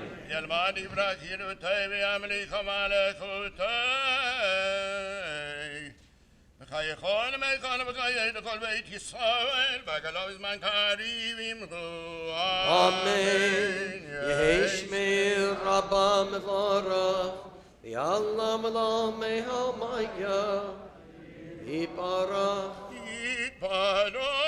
וישתבח ויתבן ויתרומם וינסי ויתהדר ויתעלם ויתהלל שמי דקודש בריחו לילה מכל ברכתה ושירתה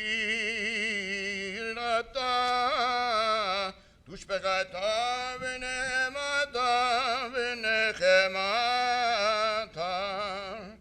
דמירון ביעלמה ביעלמה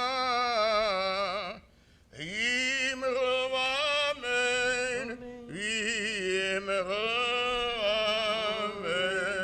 Together we begin the Musaf Amidah for Shabbat, page 185, as Shachari through Kedusha, and then the remainder will be silent through page 192. Let's begin.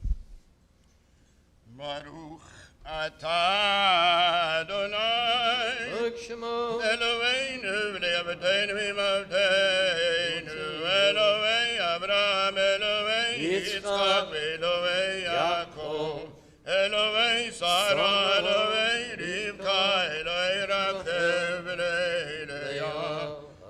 הגדול לגיבה והנורא אל עליון כומל חסדים טובים קונה הכל וזוכר חסדי אבות ואמהות מביא כהן לבני בניהם למען שמו וידעה מלך חוזר ופוקד ומושיע ומגן ברוך אתה אדוני מגן אברהם ופוקד שרה אתה גיבור לעולם אדוני מקיים את אימת הרב להושיע משהו הרוח ומוריד הגשם מחלקי לחיים בחסד מחיי מתים ברחמים רבים סומך נוזנים רופא חולים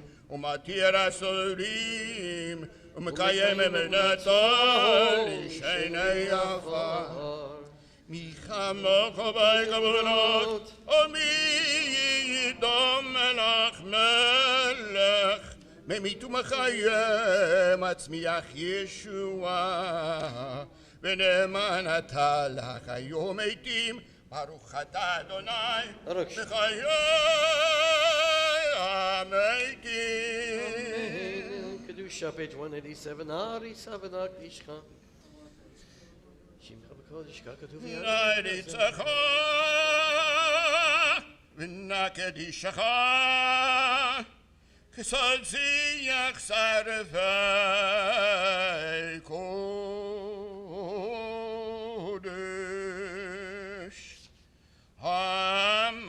המקדישים שמך בקודש ככתוב היה נביאך וכרז אל זוויאר קדוש קדוש קדוש אדוני צבאות מלך על הארץ כבודו מלך על הארץ כבודו כבודו מלך משהו טוב שלום כבודו מלא עולם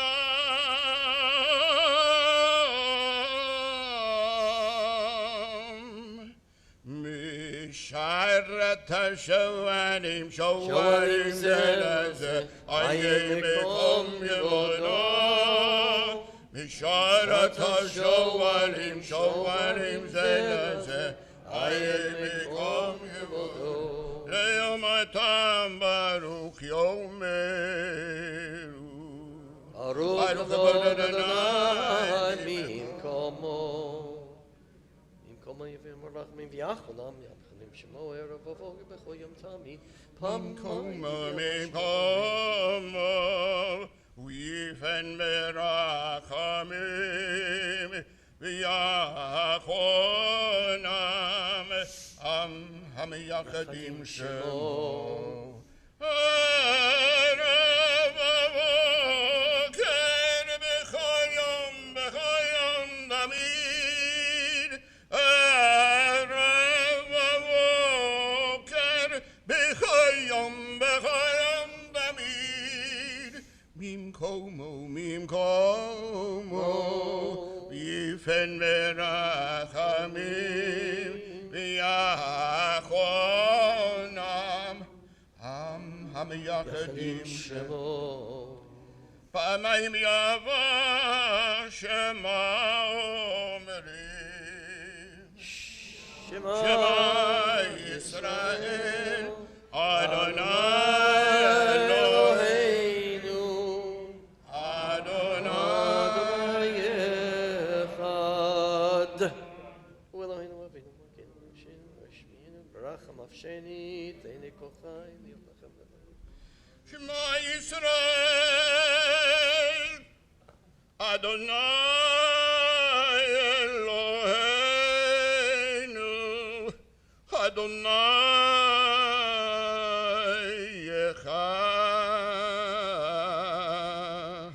אחד הוא אלוהינו הוא אבינו מה אלוקינו מושיענו, והוא ישמיענו ברחמיו שנית לעיני כל חי. להיות לכם לאלוהים. אני אדוני אלוהיכם, ובדברי קודשך כתוב לאמור. ימלוך אדוני לדור ודור, הללויה. לדור ודור, לדור ודור.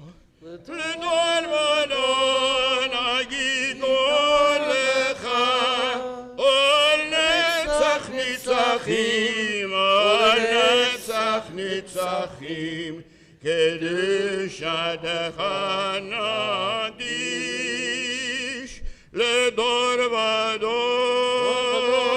לדור ודור, לדור ודור נגיד לך, all נצח נצחים, all נצח נצחים, קדושתך נקדיש. ושבחך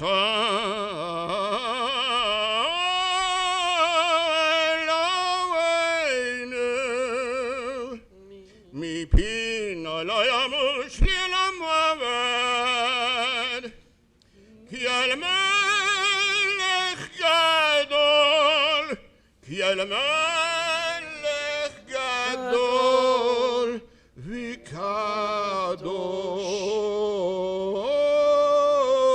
אתה לדור ודור, לדור ודור, לדור ודור נגיד לך, all נצח נצחים, all נצח נצחים, קדושתך נקדיש. ברוך אתה אדוני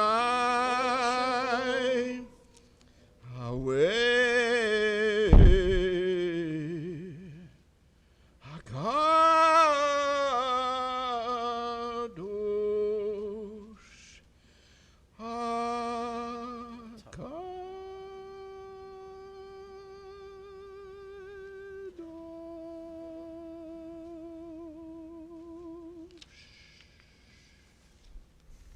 תיקנת שבת רצית.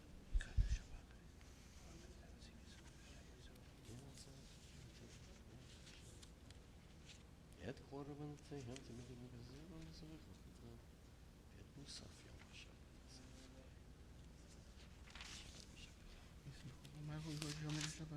ישמחו במלכות השם. שבי ורצית בו וקידשתו חמדת ימים ותוקף. Say ונוחתנו קדושים. סבנו וטובך סמיינו וישועתך וצריך. ושהשבת. ברית ציין עינינו מחמקות שזאת למצב ותומדים ביתך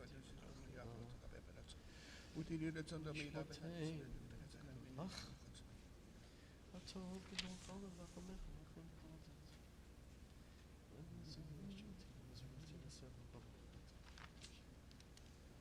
ברכנו אבינו בעולם כי יכול ביהוד פניך צדקה ורחמך ברוך אתה אדוני מלך ישראל בשלום אלוהי מסור לשם ושבעת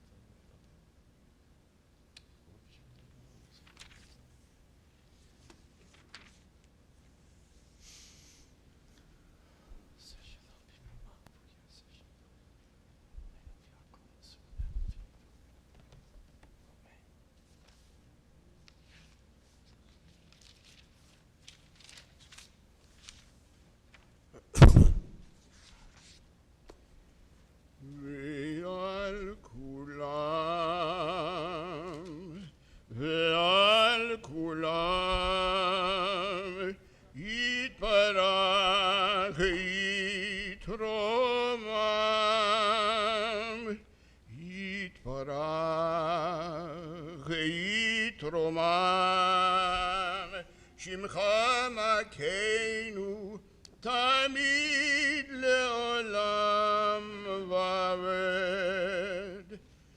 וכל החיים ידעוך סלע, ויהללו את שמך באמת,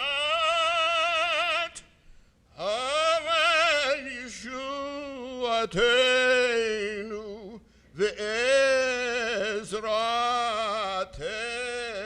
ועזרתנו, עזרתנו סלע, ויעל כולם, ויעל כולם, יתברך ויתרומם,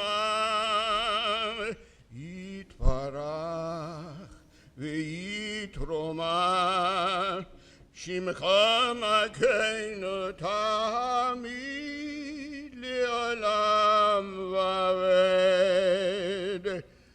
ברוך אתה אדוני, הטוב שמך, הטוב שמך,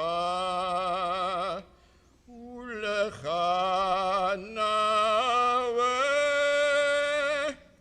נאווה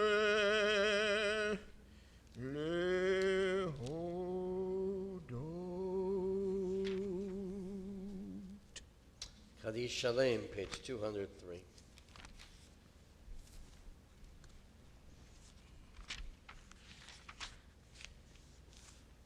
יגדל ויגדל שמי רבה, בעלמא דברך ירדי וימליך מלכותי, בחיי כל ויומי כל, ובחיי דכל בית ישראל, בגלה בזמן קריב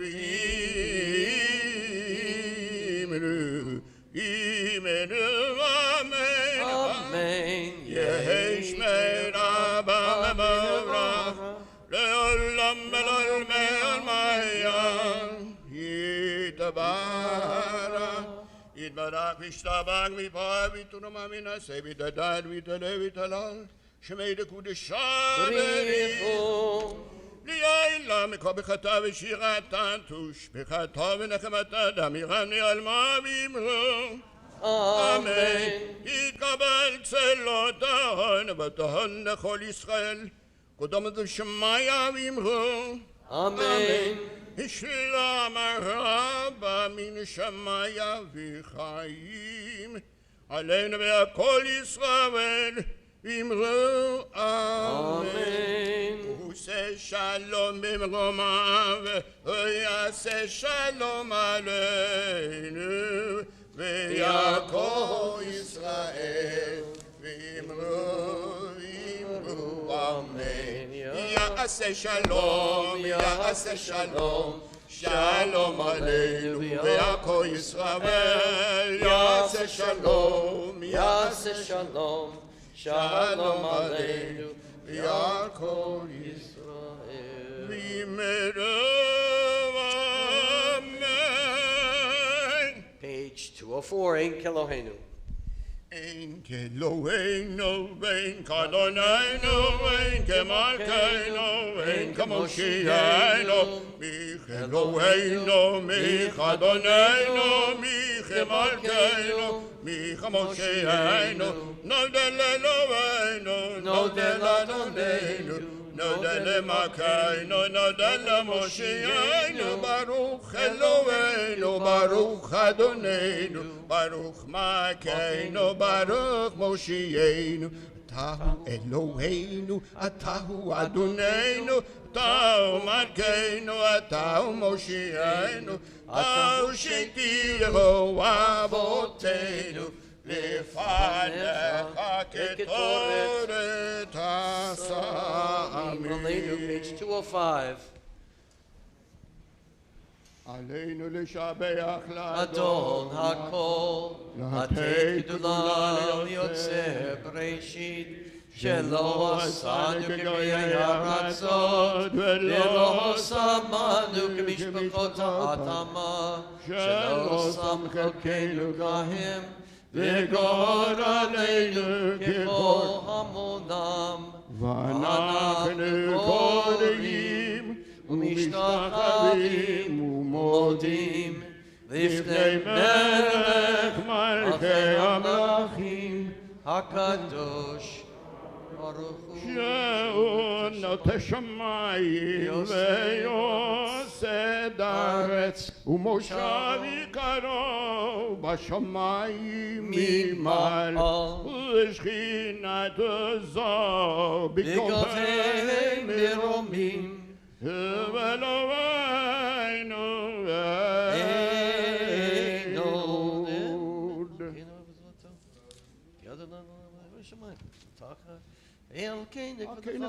אדוני אלוהינו להיות מארץ ורוזך לתקן עולם במלכות שדי היא המלכות שלך היא ולמעט תמלוך בכבוד ככתוב בתורתך אדוני ימלוך לעולם ועד ונאמר והיה אדוני למלך על כל הארץ ביום ההוא ביום ההוא יהיה אדוני אחד ושמו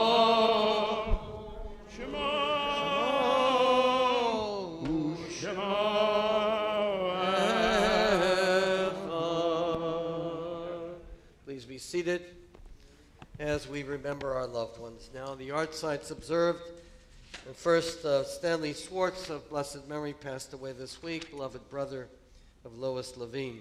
We remember the art sites of Gerald Monar, Margaret Fleet, Arthur A. Silver, Jack Bockler, Sonia Burke, Jack Bockler, Hannah Cohen, Pearl Hoffman, Rose Engel, Hyman Newman, Lucille Winarski, Shirley Goldenberg, Diane Smith, Herman Haspel, Herman Linz, Sid Ringel, Sadie Levine, Fanny Sussman, Hyman Meltz, Morton Natkin, Pauline Portnoff, Florence Ritter-Schmidt, Elizabeth Greenhouse, Stanley Segal, Lillian Wolf, Nathan Mishkin, Ann E. Schwartz, Amalie Schindler, Bertha Sklar, Rebecca Rodak, Helen Weinberg, Teresa Wertheimer, George L. Hoffman, Nancy Zarkovsky, Regina Rabbi, and Iziu Rabbi, all of blessed memory. So those at home as well and here, remembering yard sites and in mourning, please rise for the Kaddish Shatom, page 207. Yitgadal v'yitgadash Shemei Rabbah, v'yamad yivrach Yirutei v'yamlich malchutei, b'chayechon v'yomechon uv'chayei d'chol Beit Yisrael. B'agala uv'izman kari v'imru, Amen.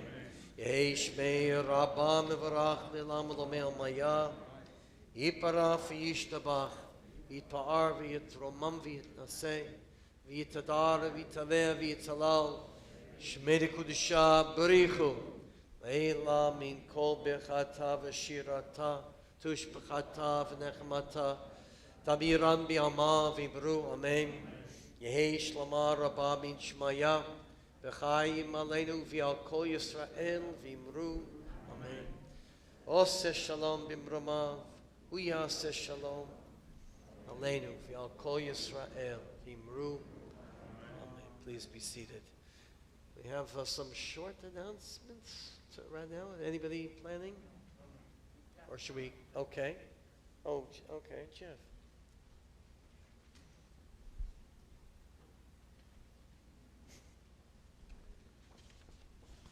Shabbat Shalom.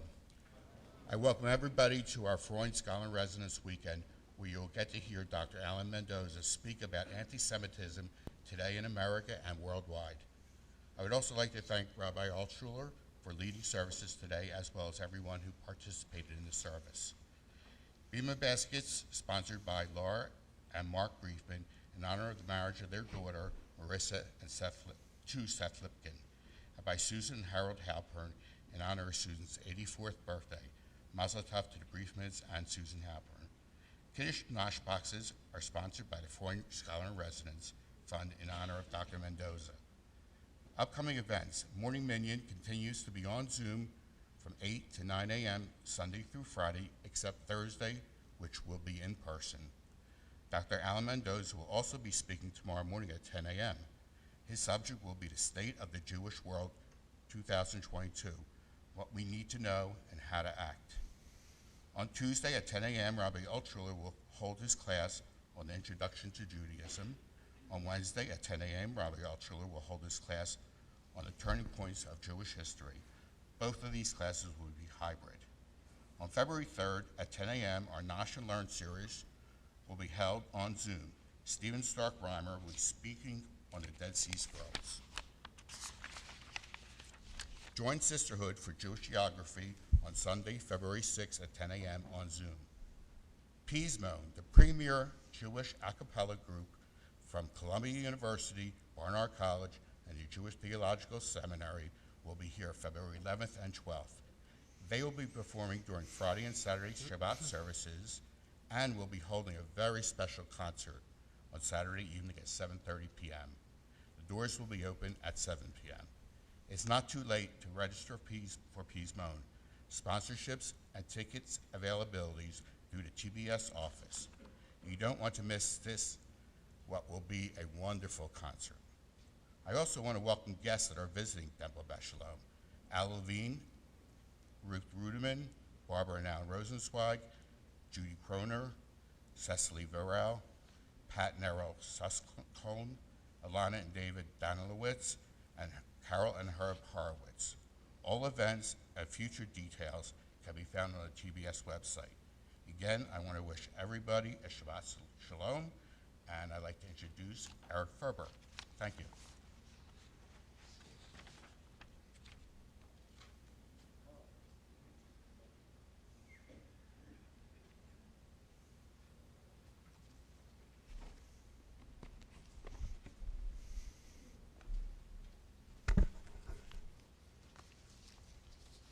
Good morning, good Shabbos, Shabbat Shalom l'mishpachtenu.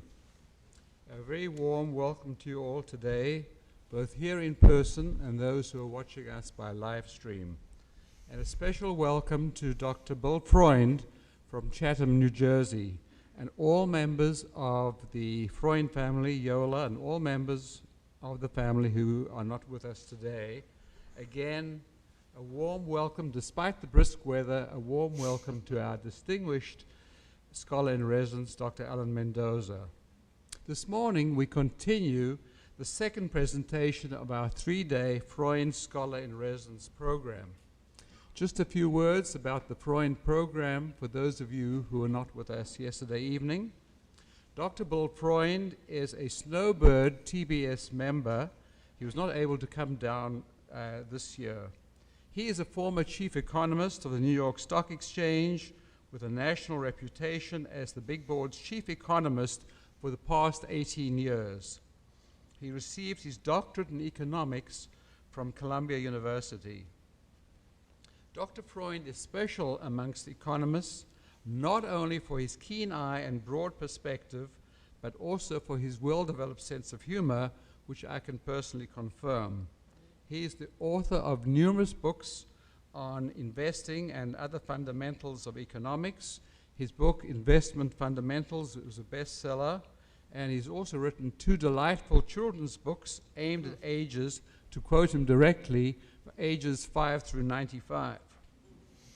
To quote Dr. Freund directly, I spoke to him just 2-3 days ago. My wife Judy had the idea of establishing a fund for an annual scholar in residence, and so we did.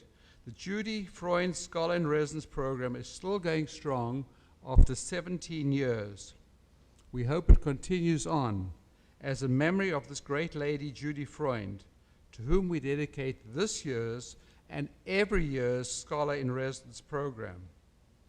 Our annual Scholar in Residence program is a major highlight. Each year, we are amazed and delighted at the superb presentations from the vast array of distinguished speakers, both nationally excuse me, and internationally. And Rabbi Altshuler has mentioned some of these already this morning.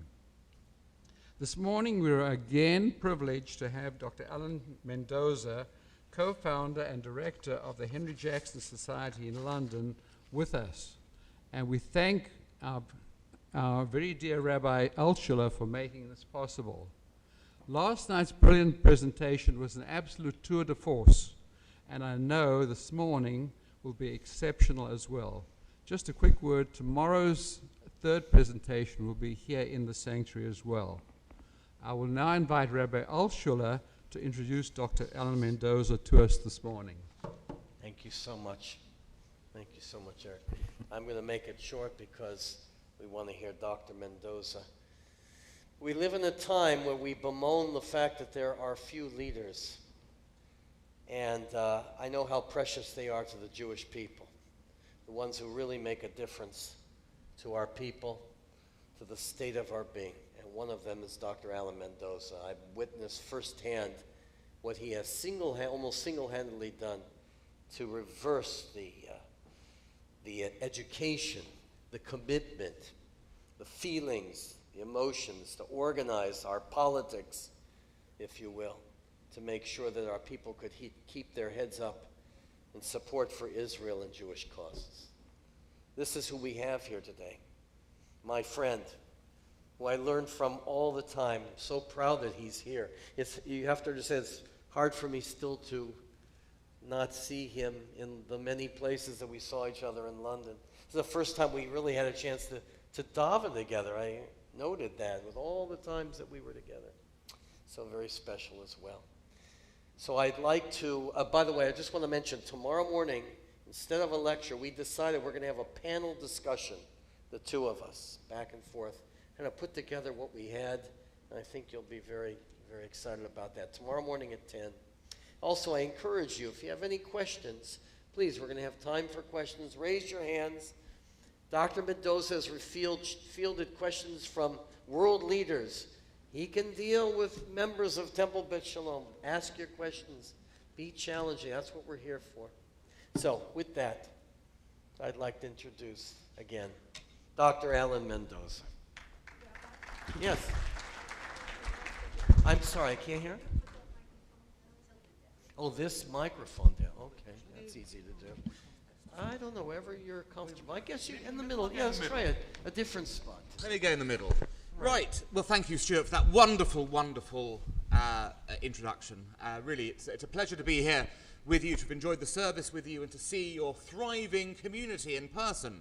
Now, I have to tell you, though, ladies and gentlemen, I'm a bit scared. I tell you why. I'm scared because I am the only thing between you and your lunch. I wasn't informed it was this slot, and I prepared a 2-hour lecture for you. I'm joking, it's not 2 hours, but I hope you'll bear with me for at least a few minutes while we discuss the problem of anti-Semitism. And standing here as a European Jew, I have to ask, why? Why does the world hate us? We're the only religion not looking to recruit people. Every other religion's main goal is that you join it. We're the opposite. Our main goal is leave us alone. And yet here we are. If we look at the sources of anti-Semitism, I think it's safe to say that being different, or rather the perception, I should say, of Jewish difference, is central to the anti-Semitic experience, which can be summed up in the following story. Peter, a well-known anti-Semite, walks into a bar and is about to order a drink when he sees a guy close by with a yarmulke.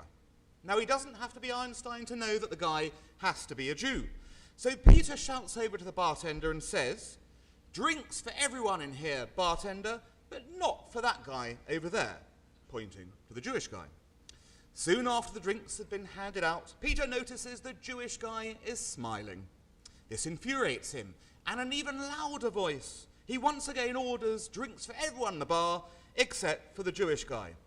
But as before, it doesn't seem to worry the Jew, who continues to smile. So Peter says to the barman, I don't get it. What's with the Jew over there? He's heard that twice I've ordered drinks for everyone but him. Why is he smiling? Is something wrong with him? The bartender said, "No, sir, nothing's wrong with him. He's the owner."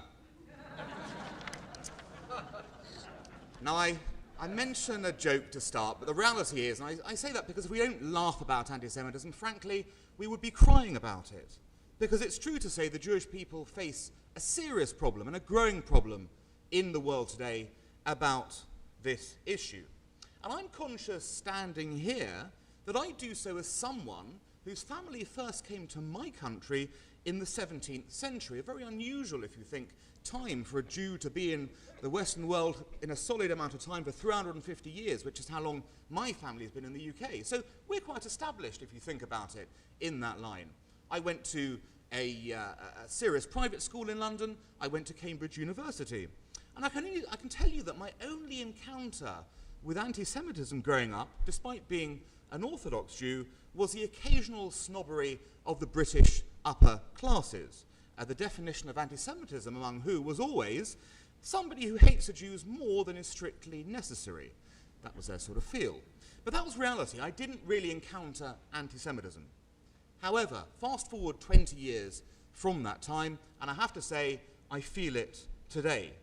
And I'm not alone in my incredulity at what's happened, and that in 2022, we can be having a conversation here about a subject that we all thought had been dead and buried many years ago. And of course, sadly, it affects you here in the USA as much as we in Europe. But let's start for a second by looking at old Europe, because that is obviously where I live and where my particular expertise is. And across Europe, terrifying incidents and statistics are being cited when it comes to Jewish experiences with anti-Semitism. To give some examples, in Germany, Jews are told by government ministers that their safety, their physical safety, cannot be guaranteed if they are wearing a yarmulke in public. In France, we've had a spate of anti-Semitic violence, murders, terrorism, with the justice system unwilling to protect Jews, as was seen recently by a horrific case, when the anti-Semitic murderer of Sarah Halimi was not even put on trial, as it was claimed he was high on drugs. Also in France, 2021 saw a 75% increase in anti-Semitic attacks, including a 36% jump in physical assaults, with many attacks being carried out by neighbors of Jews. Think about that for a second. In Germany, there was a rise in anti-Semitic incidents in 2020 compared to 2019, despite there being strict lockdowns in present. People couldn't get out, and yet still there was a rise in anti-Semitism. In the UK, anti-Semitic incidents are 3 times the level of 2013. And although we don't yet have the 2021 total, over 1,300 anti-Semitic incidents were recorded in the UK in the first 6 months of 2021 alone. And that was, of course, the highest total ever recorded in a 6-month period in the UK. Nearly half of young Jewish Europeans have considered moving away from their home countries for fear of their safety amidst the rise of anti-Semitism on the continent, according to a recent report issued by the European Union. The report also found that 80% of the people surveyed consider anti-Semitism to be a problem in their countries, and almost half had experienced at least one anti-Semitic incident in the preceding year. And I had one myself not so long ago, a few months ago, when walking in a park, a public park, after synagogue, someone swore at my sister and her children with an expletive and the word Jew after it. So these things are happening all the time. And I'm going to share a couple of comments made by the participants in this survey, because they're both harrowing and also point to the reality of a Jewish experience increasingly marked by an acquiescence towards this ancient evil. In Austria, one Jewish respondent said, "Anti-Semitism and racism are like the Wiener Schnitzel. They are part of the Austrian cultural heritage, just as xenophobia, and we are different. There is nothing to fight against, just suppressing the consequences has to suffice." In Denmark, we heard, "The way things are now, I experience, for example, that Jew is a widespread cuss word in Copenhagen. As a Jew who has grown up in Denmark, I have always avoided telling people I am a Jew." So where is all this coming from, this hatred? A 2019 survey of anti-Semitism by ADL, conducted among non-Jews on 4 continents, shows that the current Jewish anxieties I've referred are grounded in a more or less accurate reading of the contemporary reality. Consider, for example, the statement asked by ADL to non-Jews in the poll that much of our lives are being controlled by secret conspiracies arranged by powerful groups. In France, 52% of respondents agreed this to be the case, while in Germany the statement won 37% agreement, and in Spain, 58% agreement. Similarly, the three most common anti-Semitic stereotypes in Europe neatly encapsulate the triangular denunciation of the Jews. Number one, they dominate our economy and our financial markets. Number two, they are more loyal to the state of Israel than they are to us. And number three, they talk endlessly of their suffering during the Nazi Holocaust. Now, we can divide contemporary anti-Semitism into three different variants: far right, far left, and Islamist. Considering the first two groups, the far right and the far left, what the ADL survey also showed is whether the manifestation of anti-Semitism is on the far right or the far left, the underlying animus, Jewish alleged wealth, Jewish alleged disloyalty, Jewish alleged tribalism, is the same for both. So very interestingly, extremes of the political spectrum believe the same things about the Jews. When it comes to European Muslims, the ADL found that acceptance of anti-Semitic stereotypes was substantially higher in those communities, on average almost 3 times as high than among the national populations in the 6 countries examined: Belgium, France, Germany, Italy, Spain, and the UK. What is most disturbing is that, as the Israel-based Cantor Center for the Study of Contemporary European Jewry has pointed out, anti-Semitism in Europe has been normalized. It is no longer an issue confined to the activity of the far left, far right, and radical Islamist triangle. It has mainstreamed and become an integral part of life. Now, this normalization and mainstreaming aspect is clear. And to illustrate how easily and how quickly it can happen, I'm going to bring in Exhibit A from my home country. And this was, of course, the period of Jeremy Corbyn and the British Labour Party. Now, Jeremy Corbyn became leader of the British Labour Party, one of our major 2 political parties, the party of government very recently, and of course could be the government again. He became leader in 2015. But only 5 years beforehand, one of Israel's greatest friends as Prime Minister, Gordon Brown, had been the Labour leader. And in 2 years before him, Tony Blair, another famous friend of Israel, had been leader of that party. So in 5 years, how did you go from those people to Jeremy Corbyn? How did that happen? How quickly it happened? Well, let me explain what had happened. Firstly, it wasn't a 5-year process. This process within the Labour Party that enabled the election of Jeremy Corbyn had been years in the making. For years, the far left had been burrowing into that party, making inroads in the membership, and so it was a longer-term project than it first appeared on the surface. And you saw that from the Iraq War onwards, that sort of side of the party gained strength. It hounded Tony Blair out of the premiership, and when Gordon Brown lost the 2010 election, he wasn't replaced by a far left figure, but he was replaced by a further left figure, a man, interestingly, called Ed Miliband, who also had a Jewish background. His parents were Jewish, but didn't really have much connection to the community. Miliband already moved the Labour Party to a more anti-Israel position than Gordon Brown. There was then a foolish membership change within that party that meant that anybody could join it for the princely sum of £3. Now, if you've got a £3 membership to the party and that's what enables you to vote, lots of people who wouldn't have paid £25, the previous fee, suddenly decide we're going to become members. The Labour Party thought this would lead to lots of ordinary people becoming members. It turned out that what this encouraged was a whole host of far left party members to join and to think that they could take over that party. Then, of course, there was the effects of the financial crisis, there was increasing populism, there was anger, particularly among the young, and a demand for change. And as a result, Jeremy Corbyn surprised everyone by winning a leadership election in the Labour Party. It was claimed that he was authentic, offered new solutions, offered radical change, and that was what was appealing to his electorate at the time. Now, what are the results 7 years later? So we had the 7 years before Corbyn, 7 years afterwards. Corbyn's gone. He's out the Labour Party at the moment. Not even, doesn't have the Labour whip as an MP. Still a member, but not important. Lost the election. But look at the effects of that period in charge. There were record levels of anti-Semitism in the UK. It used to be the case that it was only Israel incidents that sparked anti-Semitism. Now, every year, whether it is Israel or not, there is an increase to record levels. We face now anti-Semitism from the far right, radical Islam on the far left. Now, the far right in the UK exists, it's a problem, but it's not the major issue when it comes to anti-Semitism. Instead, you've got radical Islam as a growing issue, and the strength of the far left is also growing, as we've seen in the past period. And Corbyn was the patron saint of that particular movement. And here's a small reminder of the litany of offensive behaviour that Corbyn himself was responsible for. He called the terrorist groups Hamas and Hezbollah his friends. He was a presenter for the Iranian state Press TV channel. He hosted a panel in 2010 when Israel was openly compared to the Nazis.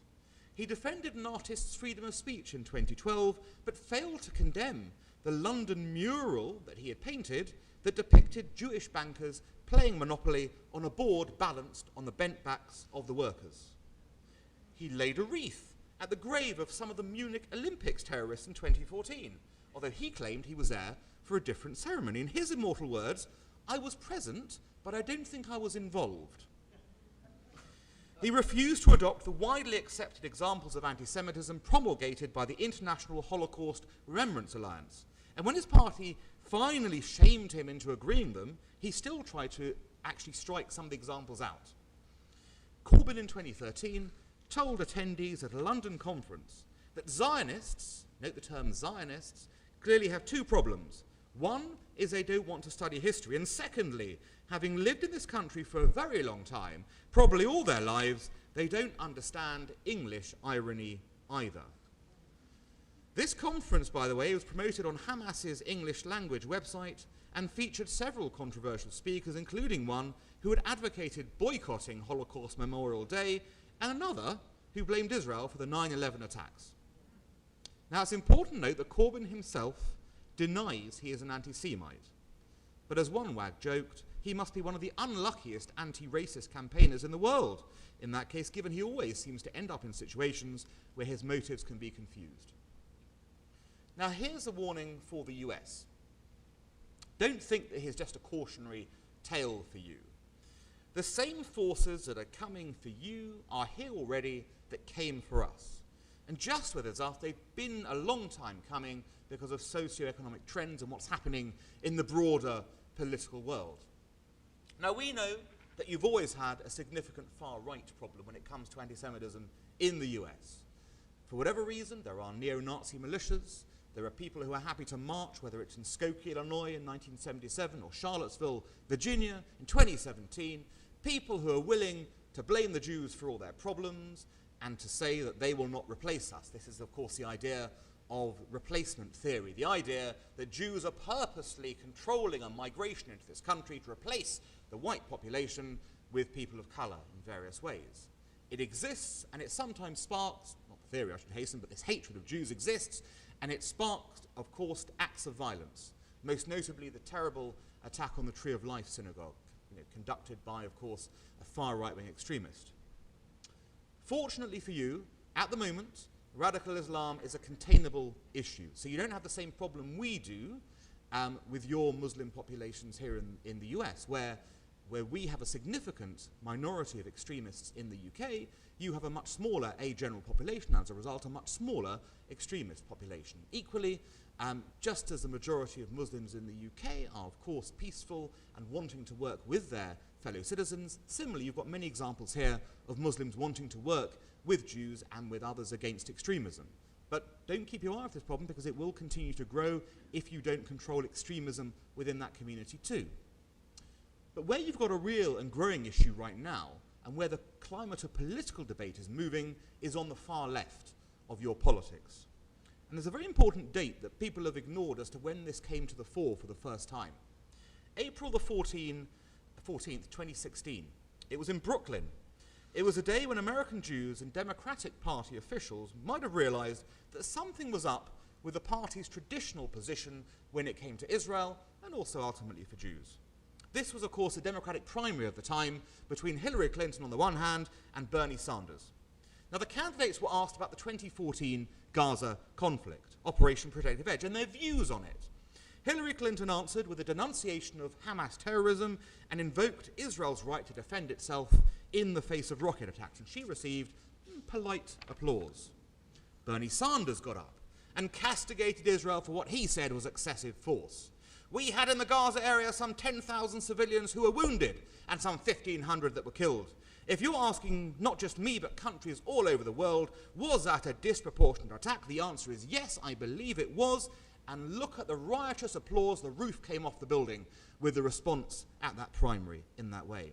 And he went on, if we were ever going to bring peace to that region, which has seen so much hatred and so much war, we are going to have to treat the Palestinian people with respect and dignity. As if that wasn't always a plan with Israel when it came to peace negotiations. But he really brought the house down with this striking and passionate denunciation of Israel. Now, what we learned from that Brooklyn debate was that contrary to what people had believed beforehand, where it was generally assumed there was a consensus that Israel and the US were allied, that there might be a constituency that thought differently in US politics. And Bernie Sanders realized people were interested in hearing that, and he's not the only one.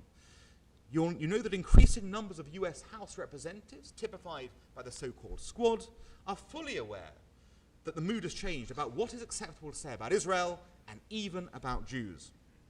You'll all remember, for example, Ilhan Omar's "It's all about the Benjamins" comments, and others she has made in a similar vein. Rashida Tlaib said at the time of an anti-BDS bill debate in Congress of some of her fellow legislators, they forgot what country they represent. This is the US, where boycotting is a right and part of our historical right for freedom and equality. Maybe a refresher on our US Constitution is in order. Then get back to opening up our government instead of taking our rights away. Now, that wasn't a million miles away. If you think about it, they forgot what country they represent to Corbyn's, Zionists don't understand English irony comment. And just as Corbyn claimed he wasn't referring to Jews, so Tlaib claimed she was speaking about US elected officials in general, not Jewish elected officials around her. But such comments didn't fool some people. Just as Rabbi Lord Sachs of blessed memory called Corbyn out publicly for what he thought was his anti-Semitism on the English irony question, so here your own local senator, Marco Rubio, made his voice heard when he pointed out this dual loyalty canard is a typical anti-Semitic line. So where is all this heading? If any of you watched the HBO series Game of Thrones, you'll recognize the phrase, "winter is coming," which denotes the arrival of evil forces threatening to overwhelm the land. Well, my friends, in the UK, we fought winter off. It arrived and we managed to fight it off. But that doesn't mean we're going to revert back to happier days. The anti-Semitic genie is out of the bottle, and once it has been mainstreamed, the damage is already done. Nobody, for example, believes that the new Labour leader, Sir Keir Starmer, is going to be able to restore Labour's traditional anti-racism credentials without a massive fight and without many years in order to root out the problems there, although he is trying, to his credit, to do so. Meanwhile, in the USA, you don't have to tell me that there is a growing problem here, because we can all see it in that way. ADL's most recent audit of anti-Semitic incidents in the US recorded more than 2,100 acts of assault, vandalism, and harassment, an increase of 12% over the previous year. This is the highest level of anti-Semitic incidents since ADL's tracking began in 1979. And you'll also note in the Gaza incident of May and June of last year, anti-Semitic attacks occurred across the country, including astonishing scenes of diners in Los Angeles being pulled out of restaurants and being beaten on the streets for the crime of being Jewish. And of course, just 2 weeks ago, at a similar time that we all meet here today, Malik Faisal Akram, a British man, took a synagogue in Collierville hostage. And we were lucky that there were no fatalities beyond the terrorist himself. And that case was fascinating, not simply because a British anti-Semite came here and tried to attack American Jews, but so ingrained in him were Jewish conspiracy theories that he seriously thought that if he took a synagogue hostage and called rabbis in New York, that those rabbis would exercise their Jewish power capabilities and get an Al-Qaeda terrorist released from prison in the US. It's laughable when you think about it, but he actually believed it, and that could have led to a tragedy occurring had he killed people during the hostage taking. So can this evil decree be averted? Fortunately, yes. And each of you is able to contribute. So we're in a synagogue, of course, so I'm going to go biblical for a moment, since you were deprived of Rabbi Altshuler's drashah this morning. We're in the middle of a series of Torah readings detailing the redemption of the Jewish people from Egypt to the giving of the Torah on Mount Sinai as a law code to live their lives as we saw and just heard this morning. Moses and Aaron were sent by Hashem, by God, as messengers to intercede with Pharaoh to rescue the Jewish people from slavery. Pharaoh refuses, so is visited by 10 plagues, each worse than the next. The Jewish people are allowed to leave only for Pharaoh to change his mind and chase them. The greatest miracle of all then happens when the Red Sea is split, enabling the people to escape their oppressors. The point here is that it took at the time divine intervention to rescue the Jewish people. They couldn't manage it themselves. They required miracles from on high and plagues to rescue them from their slavery, if you like. Now, I hate to tell you this, but we don't live in a time of biblical miracles. We don't even have an app on our cell phones to summon plagues to smite those who wish to do us harm. But we do have some basic tools at our disposal to beat anti-Semitism back. So here are some thoughts to leave you with about what has worked in the UK to help alleviate the immediate threat and to beat back winter and turn it to spring. So the first thing, there was an unprecedented display of unity within the British Jewish community about the threat of anti-Semitism. For example, at the height of the crisis, Britain's 3 main Jewish newspapers published a joint front page, each one did the same front page, warning of the existential threat that Corbyn posed to Britain's Jews. Britain's 2 main Jewish representative organisations, the Board of Deputies and the Jewish Leadership Council, united to protest outside Parliament and to condemn Corbyn. Other Jewish organisations, like the Community Security Trust and Campaign Against Anti-Semitism, worked in areas of monitoring and challenge to ensure that anti-Semites were identified and then punished. You need to bring your organisations together in a similar alliance to combat this threat. Number 2, rabbinic unity. Again, at the height of the crisis, there was a letter signed by 68 rabbis of all religious stripes condemning the Labour leadership for choosing to ignore those who understand anti-Semitism the best, the Jewish community. And that was interesting because you had rabbis from all sections of the community coming together very unusually in defense of the Jewish people. Chief Rabbi Ephraim Mervis made an election time intervention, quite a shocking thing if you think about it for a chief rabbi to get involved in a British general election, and he made it clear that Labour was unfit to govern at the time because of its anti-Semitic record. A prominent Reform rabbi, Jonathan Wittenberg, savaged Labour for its anti-Semitism. So you need to bring together your religious denominations as well when it comes to fighting this threat, because it's going to affect all of us, whatever stripe we are. Number 3, we use legal and regulatory methods to fight back. The Equalities and Human Rights Commission is a British organisation, or a sort of non-governmental organisation, which was set up by the Labour Party to look at racial equality back when it was in power in government in the early 2000s. Now, can you imagine the utter humiliation when Labour was referred to this very same body it had set up and was found guilty by that body of being anti-Semitic and had to accept monitoring to get it back and prove that its internal situation was better? How embarrassing for a party that had set itself up as an anti-racist movement to be accused publicly by its own creation of being anti-Semitic. Now, I'm sure that you've got tools in the very litigious US legal system that you can also find to fight against anti-Semites here as well. Number 4, crucially, build a broad alliance. Jews cannot win this battle alone, and nor should they. Jews may be anti-Semitism's first victims, but there has never been a society in the world that stopped persecution just at the Jews. No one's gone, I'm done with the Jews now, let's not persecute anyone else. It always leads to further persecutions. Jews are the first victims, the canary in the proverbial coal mine, but they are never the last. And the assault on Jews is an assault on the liberal democratic values that bind our Western societies together. In the UK, we were able to persuade large numbers of fellow citizens that anti-Semitism was offensive, as it was an un-British value.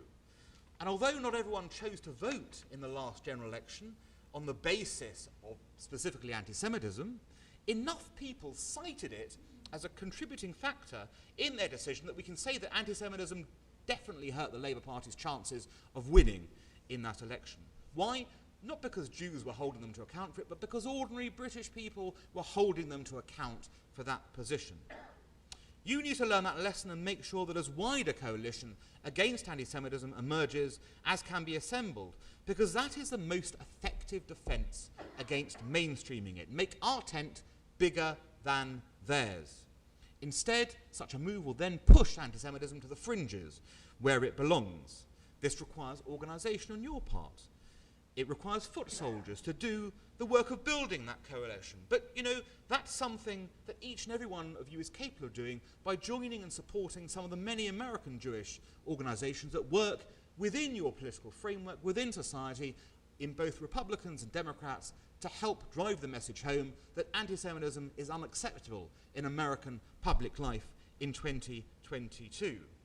You know, we had a funny slogan in our infamous Brexit referendum of 2016. It was a slogan that people thought had actually won it for the Brexit side, take back control. I'm going to steal it and say to you, as American Jews, it's time for you to take back control of this debate about anti-Semitism and push it to the fringes and margins of society rather than the mainstream where it seems to be heading. And each of you has the power to do that. And if all else fails, we can always rely on Jewish ingenuity to save the day. And let me illustrate with a story to round off my discussion. So you'll have known that one of the previous phases of anti-Semitism occurred in the Middle Ages, when in medieval Spain you had what was called a series of disputations between various kings and various Jews who were summoned basically to go into a formal, ordered, structured debate to debate whether Jesus was the Messiah or wasn't the Messiah in this regard. Now, these were widely regarded to be sort of fake trials, if you like, show trials where the Jews would lose and the Christians were able to say, look, we proved that they were wrong, we are right with our approach. And one of the most famous ones occurred in 1263 when the Jewish convert Pablo Cristiani took on the very famous Rabbi Nachmanides, Moshe ben Nachman, and amazingly, despite the rigged scenario, Nachmanides actually won the debate. So my story relates to a possibly apocryphal similar occasion in medieval Spain, it's fitting given my Spanish background, where the king of a region one day decided he was going to summon his Jews to attend a disputation. And he summoned them together and said, right, we're going to have a disputation, we're going to determine once and for all who is right and who is wrong about the Bible. But there's going to be a twist to this. Nobody can say a word. We can only use symbols to make our arguments, and at the end I will decide who has won and who has lost. The Jews went away thinking this is horrific. There'll be symbols, the king's going to decide, he's going to be debating us, how's this going to work? And the king had also said that were they to lose, they would have to leave the region within 3 days, leave all their things and go, basically, be exiled as Jews. They looked around, they asked, well, who's going to take our side? Which of you will step forward to represent the Jewish people? All the rabbis stepped back thinking, no, we can't, we don't know how to do this. The lay leadership got up, no, they were clueless as well how to do it. Finally, a Jewish cobbler got up, he said, well, if no one else is going to do it, I feel I might have a crack at it. Everyone looked thinking, we've got no chance with this guy. But all right, off you go. The disputation happens, a day emerges. The king sits at one side of the room, the poor Jew on the other. Remember, no words can be explained. So the king starts. Up he gets, and he thrusts 3 fingers in the air. The Jew responds with 1 thrown back. The king strokes his beard, looking worried. Round 2. The king puts his hand in the air like this. The Jew responds. King starts sweating. Everyone's going, what's going on? Finally, the king motions, and some bread and wine come out, and the king eats from the bread and wine. The Jew pulls an apple out of his bag and takes a bite. The king goes, enough, enough, the Jew has won. Leave now, out of this, I don't want to talk about it. Everyone leaves. Afterwards, the courtiers go up to the king. Your Majesty, what on earth happened in this debate? How did you lose? He said, look, I thought I had it, but the Jew, he had better arguments than I did. They were like, can you explain? Of course, he said. I started by pointing out that God is 3, the Father, the Son, and the Holy Spirit. But the Jew reminded me with his one finger that actually all of those are encapsulated in the one image of God. Then I said, God is all around us everywhere. I pointed and did a waving motion to illustrate that the power of God was everywhere. But the Jew reminded me by pointing to the ground, he was also here right now in this room watching us. Finally, I brought the bread and the wine to show that he had died for our sins. But the Jew outdid me. He brought an apple to remind me of the Garden of Eden and the original sin of the serpent. At that point, I could do nothing but admit they had defeated me. That's why they are staying. Meanwhile, the Jews are going, oh my goodness, how did you win? This is unbelievable. We have no concept. We don't understand. Explain what happened. He said, well, I'm a bit surprised myself, to be honest. But let me explain what happened. He starts by thrusting fingers at me offensively. So you know what? I gave him a finger back. I'm not going anywhere with that. Then he said, I'm going to scatter you Jews to the winds, basically. And I said, no, you're not. We are staying right here. Well, what about the bread and wine? They said. Well, how did you work that one out? He said, I didn't know what that was about. He brought out his lunch, so I brought out mine. What am I trying to say here? I'm trying to say that even in the most difficult of circumstances, good old Yiddish seichel can take us through. So don't be disheartened, my friends. Let's fight this together and win victoriously. Thank you.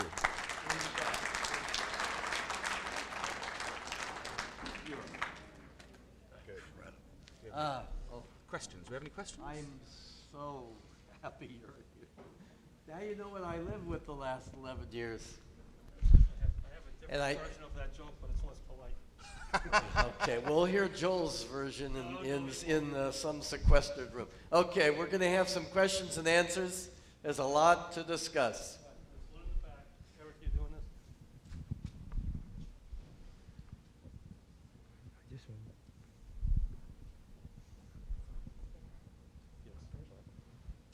Oh, Gene. I appreciate your talk. I think that a lot of us in this room and a lot of Americans would feel that the major problem is not on the far left.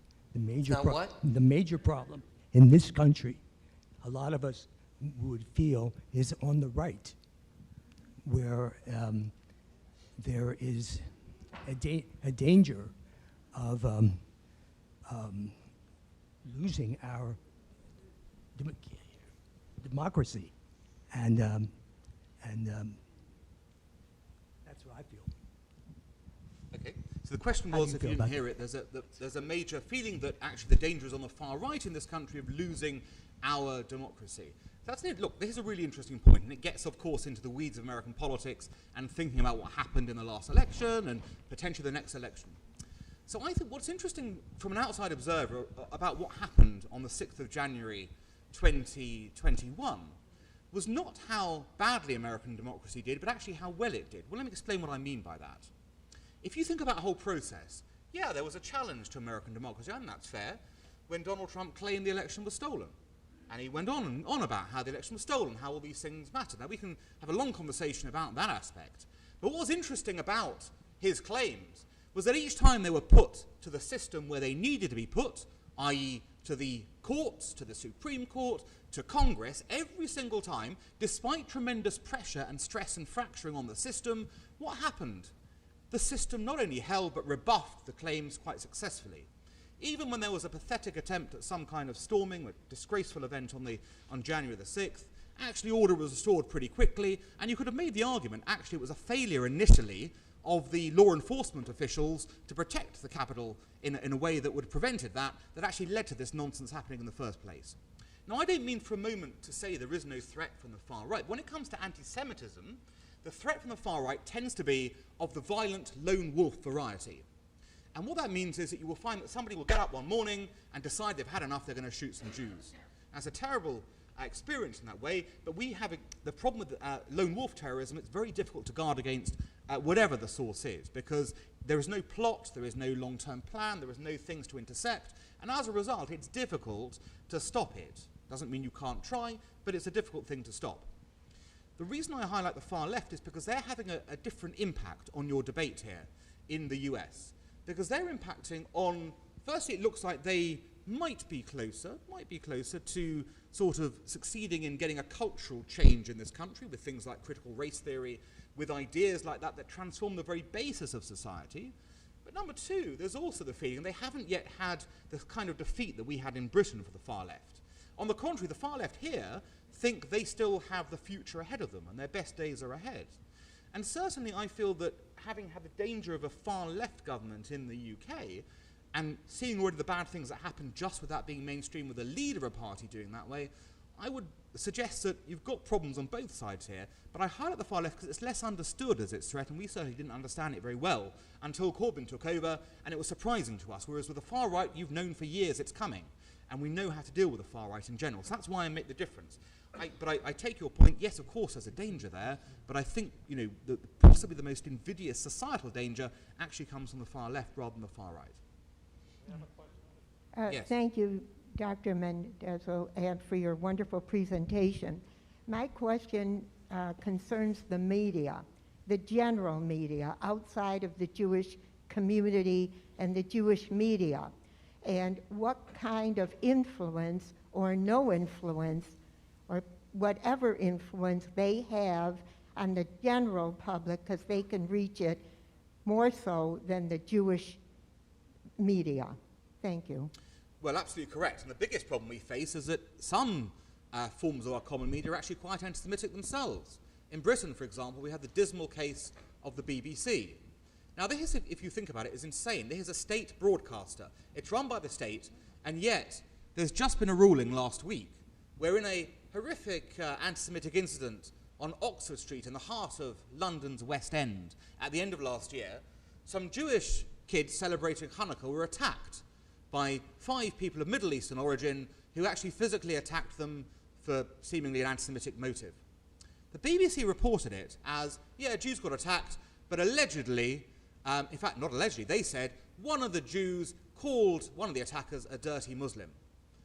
Now, there was no proof of this. When you listened back to the tapes of what had happened, you couldn't make out those words at all. In fact, this was a Hebrew-speaking group, and they were why would they suddenly say something in English?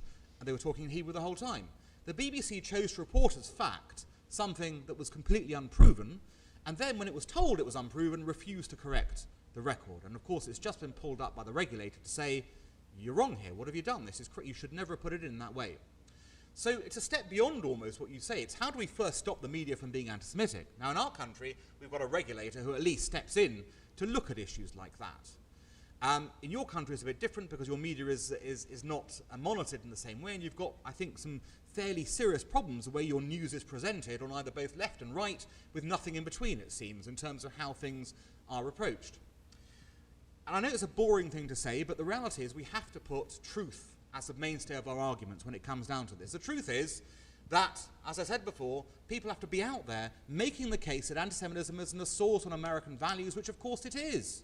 It is an assault not just for Jews, but for everyone. You need spokespeople, you need people willing to talk about it, you need people willing to go on prime time and explain what an issue it is. And that's actually what made a big difference in our argument. The fact that prominent people were willing to go and do that meant the media could then take their messaging and amplify it beyond to other people. And that's how people found out there was an anti-Semitism problem, because they saw it in the news constantly. So I think the key is get people out there, make sure they're talking about the problems. If there is an attack on Jews, everyone should know there's an attack on Jews and that it shouldn't be allowed going forwards, and there should be action that way.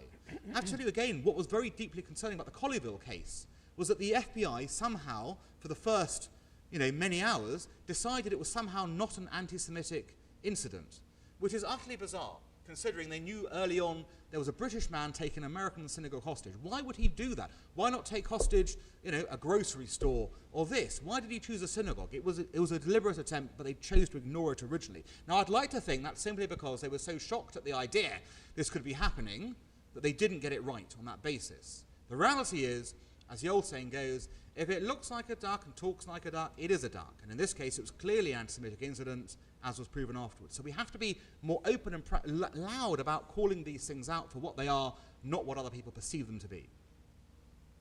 Alan, thank you for a brilliant presentation. It would be good if we could have the script and publish it somewhere. But the question I wanted to ask is, I think your audience today would be very interested to know what the Henry Jackson Society does, what you do as its director, and who it's named after. They may not realize. Well, That's a lovely softball question from Jonathan, thank you. So the Henry Jackson Society is named after the US Democratic Senator Henry Scoop Jackson. If you remember Senator Jackson, who of course was a very prominent senator, and who we named ourselves after, despite not being an American organization, because we loved his philosophy on life. And what do I mean by that? Well, Scoop Jackson, if you recall, was a real Cold War hawk. He was somebody who, when it came to international relations, recognized that the Soviet Union was a strategic and military competitor and meant that America had to beef up its military to defend against that. But he also saw that the Soviet Union was a moral competitor to the US and the free world, because it wanted to promote its system, communism versus capitalism, no human rights versus human rights, no freedom of religion versus freedom of religion. And he saw that there was an opportunity in that to fight the Soviets, not militarily, but morally. And what issue did he pick to do that? The issue he saw so dramatically as being the one that could undermine the moral cause of the Soviet Union, the refuseniks issue of Soviet Jews. You know, before Jackson started on this, before he did things like the Jackson-Vanik Amendment, nobody cared about the Soviet Jews. Even, I hate to say it, the Jews didn't care about the Soviet Jews in the way that was subsequently ignited by this guy, a Norwegian descendant in Washington State, not many Jews, but he took it up as an issue. Because he recognized that the Soviet Union, if it couldn't allow people to leave because it was worried about what they would say about life in the Soviet Union afterwards, he knew that was a damaging moment for the Soviet bloc, and it could be undermined. So he became the champion of the refuseniks. And if you speak to someone like Natan Sharansky today and ask him about Henry Jackson, as he said to me fairly recently, if it wasn't for that man, I would still be in a gulag in the Soviet Union today. So that illustrates the power of it. He was also a bipartisan kind of guy. On domestic politics, he was a doctrinaire left-wing Democrat. But on international policy, he was frequently caucusing with Republicans as well as Democrats to get a majority that worked. I mean, he was a scourge, for example, of both Henry Kissinger when he was working for Gerald Ford, but also anyone working for Jimmy Carter in the period afterwards. Quite interesting that he was an equal opportunities, get out there and defend America kind of guy. So we named it after him because we want to send that kind of message, that important message to people about the important things. So what do we do? Well, what our game is thought leadership and policy change in practice. The thought leadership side is conducted by people doing talks like this, discussing ideas, doing research, presenting articles, presenting policy proposals and papers, trying to change the way that we think about some of the key issues in the UK and in the world. And that is involved, of course, going into the media, doing things on social media, fighting the battles there. And, of course, speaking to politicians to try and encourage them to take on our areas. And, of course, what we do is we look at things like the Middle East, what's happening with Iran and Israel. We look at the current Russian situation with Ukraine. We look at China, its strategic sort of menace, and also issues like radicalization, terrorism, anti-Semitism, and, again, trying to improve the way that we can live our lives in the UK, not of course as British Jews in this context, because we're not a Jewish organisation, but as British citizens, because of course, I said before, all of these issues are British issues, not Jewish issues, just as here they are American issues, not American Jewish issues. Thank you. Thank you very much for your very insightful comments and your analysis of anti-Semitism in Europe as well as the US. I have actually two questions. In Britain, the Jews united against the Labour Party, against Corbyn. In the United States, we've seen a dramatic shift of the Democratic Party to the left, yet the vast majority of American Jews continue to vote Democratic, and you don't see that kind of objection or voices raised against a lot of these policies. That's my first question. The second is, we see a tremendous rise in anti-Semitism on college campuses today, where rabid anti-Semitism, I think, has become almost mainstream on many college campuses. Jewish students do not feel safe there. They have to hide their identity. They have to hide their support of Israel. And I just wanted to know your comments on that as well. Thank you. Two very good questions. Now, people are always shocked in America when I tell them the percentage of Jews that vote for the right-wing party in Britain versus a left-wing party. In the last election, 90% of British Jews voted for the Conservative Party. Now, that doesn't mean that 90% of British Jews are right-wing. They're not. They're definitely not in that sort of way. But it does mean that because the anti-Semitism issue was so salient, they had no choice but to do but to vote for the party that was going to keep Jeremy Corbyn out of office. Now, thankfully, your situation here is not quite at Jeremy Corbyn levels. I would argue that it's normally only anti-Semitism that reminds some Jews they're actually Jews after all. They would consider themselves perhaps not to be Jews until someone else tells them, oh, by the way, you're a Jew and I don't like you. So I'm not suggesting that we want things to get worse here in that kind of way, but were they to become worse, I think you would find that more Jews would recognize the reality of what's happening and vote a different way. That said, there is a difference between how our communities are comprised and of the sorts of people within them. So it's not a direct comparison. We have a Jewish population of 300,000, you have a Jewish population of, 5.5 million. Okay, so on that basis, it's not a direct comparison. You've got many different stratas, you've got changes within your religious movements that are leading to in some cases, people are dropping off from, being Jewish. Many people have no education at all in this area. I think there's a lot of reasons that might explain why people don't see this as their number one potential issue. What I will say is, again, if it gets worse, more people will realize that, and that will be something that they will look at if you had, for example, someone like Corbyn take over the Democratic Party and run for president in that way. Your second question is very interesting and goes to the heart of what I was saying about the far left and cultural control, if you like.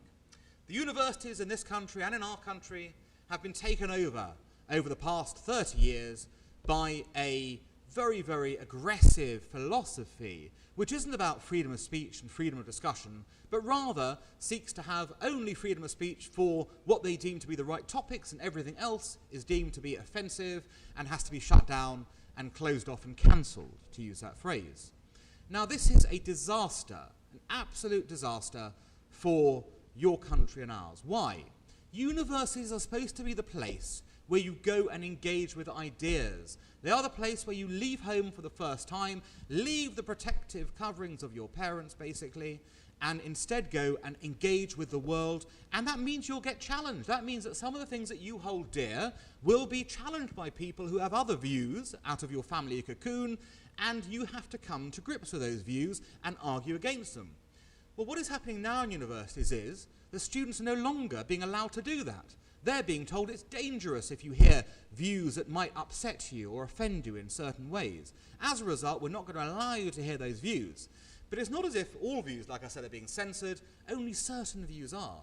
So by doing that, you are denying students in this country the right to engage in ideas and develop as people. You've all heard of this idea of the snowflake generation. Well, I don't blame people who come out from this sort of background. How can they be expected to deal with the difficulties of life having been protected and mollycoddled by people all the way along? But worse than this, of course, is that there's a political ideology at the heart of all of this. If it was just a benign, let's protect students idea, that would be one thing. But it's not. It's a let's actually indoctrinate students in a certain way of thinking so that we can change the basis of society here and there.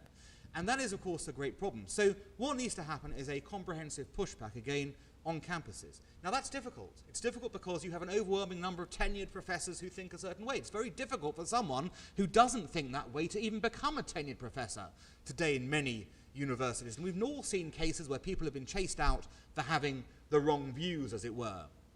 So one of the most interesting things I've seen recently is the creation of a new university in Austin, Texas. It's worth looking this up. A friend of mine, a guy called Joe Lonsdale, has put a significant sum of money in to create this university, and Barry Weiss is one of the prime people behind it, wanting to work with it, having herself faced all the trouble at the New York Times that she faced, trying to get views across in that way.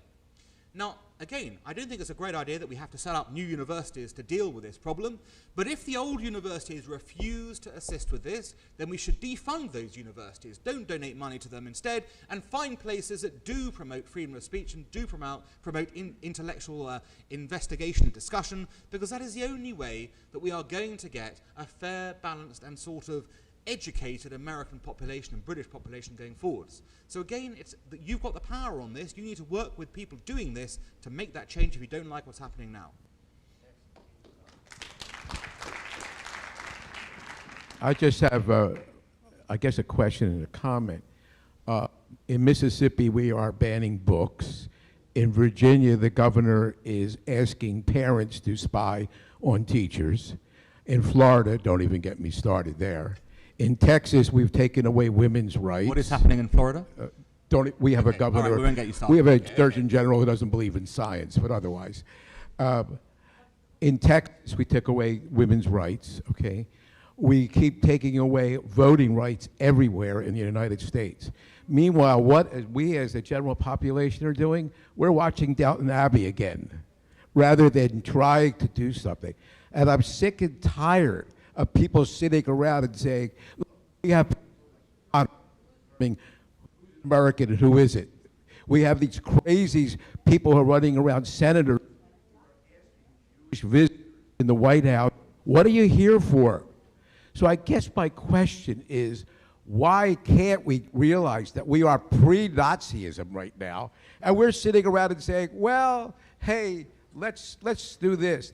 Yes, we have to vote these people out, but we as individuals have to start standing up and not say, I don't like to talk about that because it upsets my neighbors. All right. It's the same thing with the masks and everything. Oh, I never talk politics. Well, guess what, ladies and gentlemen? We better start talking politics or we got big trouble ahead of us. Thank you.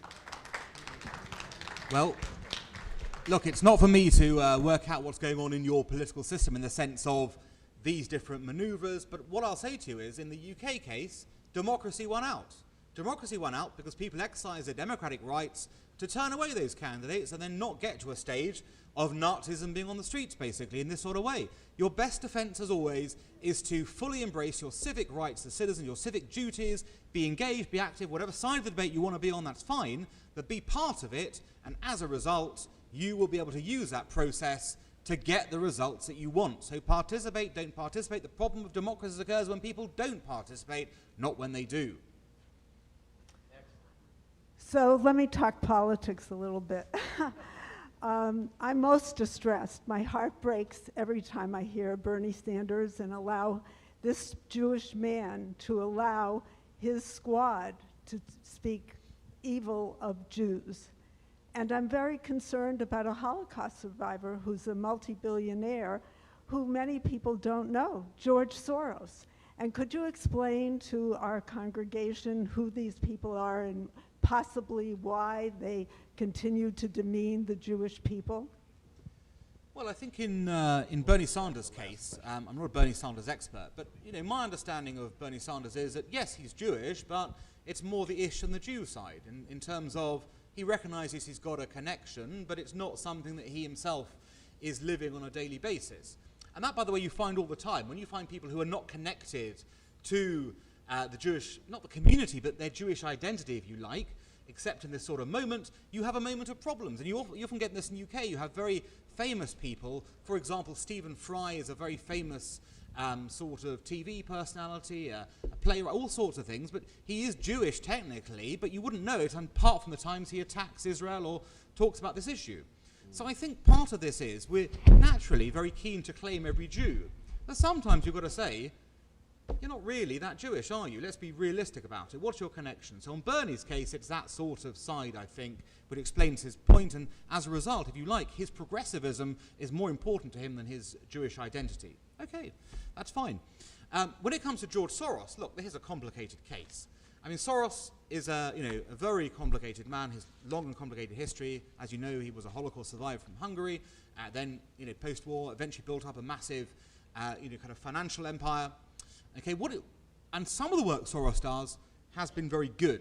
It's surprising you'll hear me say that, but he has. In the sense of the open society work in Europe, he helped to undermine communism, and he still helps to undermine repressive societies in that sort of way, the democracy side. However, he's also got a very troublesome side, where he purposely picks the most left-wing, if you like, Jewish causes that he can find in order to work within the Jewish community to move things to his progressive spirit. But again, is George Soros a particularly connected Jew? I don't think the answer is yes. So I think part of the problem is everyone's got to look at how can you make non-connected Jews more connected to their Jewish identity. I don't mean religiously. Many people aren't going to be religious in the slightest, but culturally. Often there are people who feel that they are, if you like, not either welcome in the community or welcome in the Jewish world, but they've got no points of entry, even how to get in. I think we've got to be a lot more welcoming of people and a lot better focus on this, because if you don't do it, you might down the line end up with a Sanders or a Soros who, for whatever reason, fell off the wagon on the way. So I think part of this has to be more welcoming in general, more accepting, and more understanding of the multiplicity of the Jewish world and how to keep people connected in some way. That would be my sort of answer to them. I think we're going to stop there because we're getting late. We have tomorrow morning, so save your questions. We're going to have a panel discussion, and we'll be here. And I think we all should give an applause to Dr. Mendoza. Let's rise and do the Kiddush before we leave. Shamru v'nei Yisrael et ha-Shabbat, לעשות השבת לדורותם ברית עולם, בין ובין בני ישראל לא תהילם, כי ששת ימים עשה אדוני את השמיים ואת הארץ, ויום השביעי שבת ויהי נפש. על כן ברך אדוני יום השבת וקדשהו, סברי, ברוך אתה אדוני אלוהינו מלך העולם בורא פרי הגפן.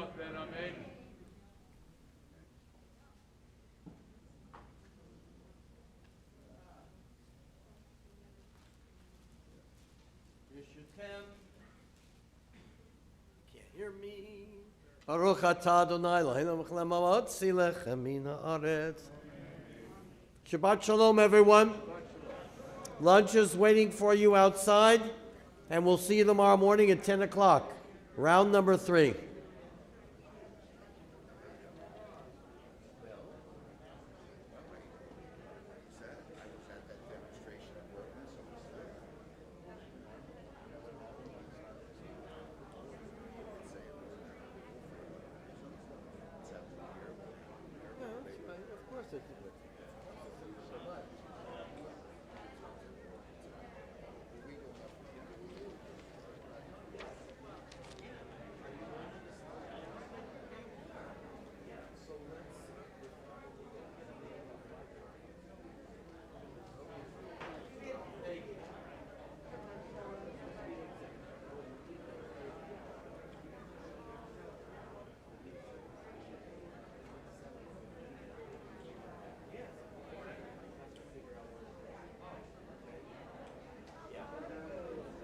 Nice to see you.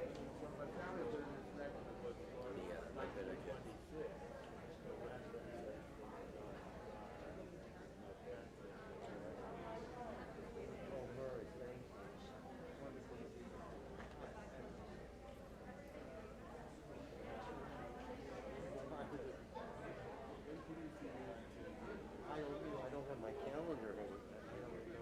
I know I teach in the morning from 10 to 11:30.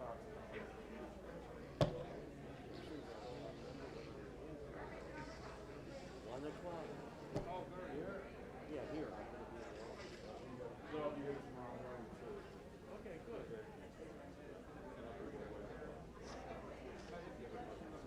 I might not do that, I can't write anything down, so yeah, tomorrow. Good.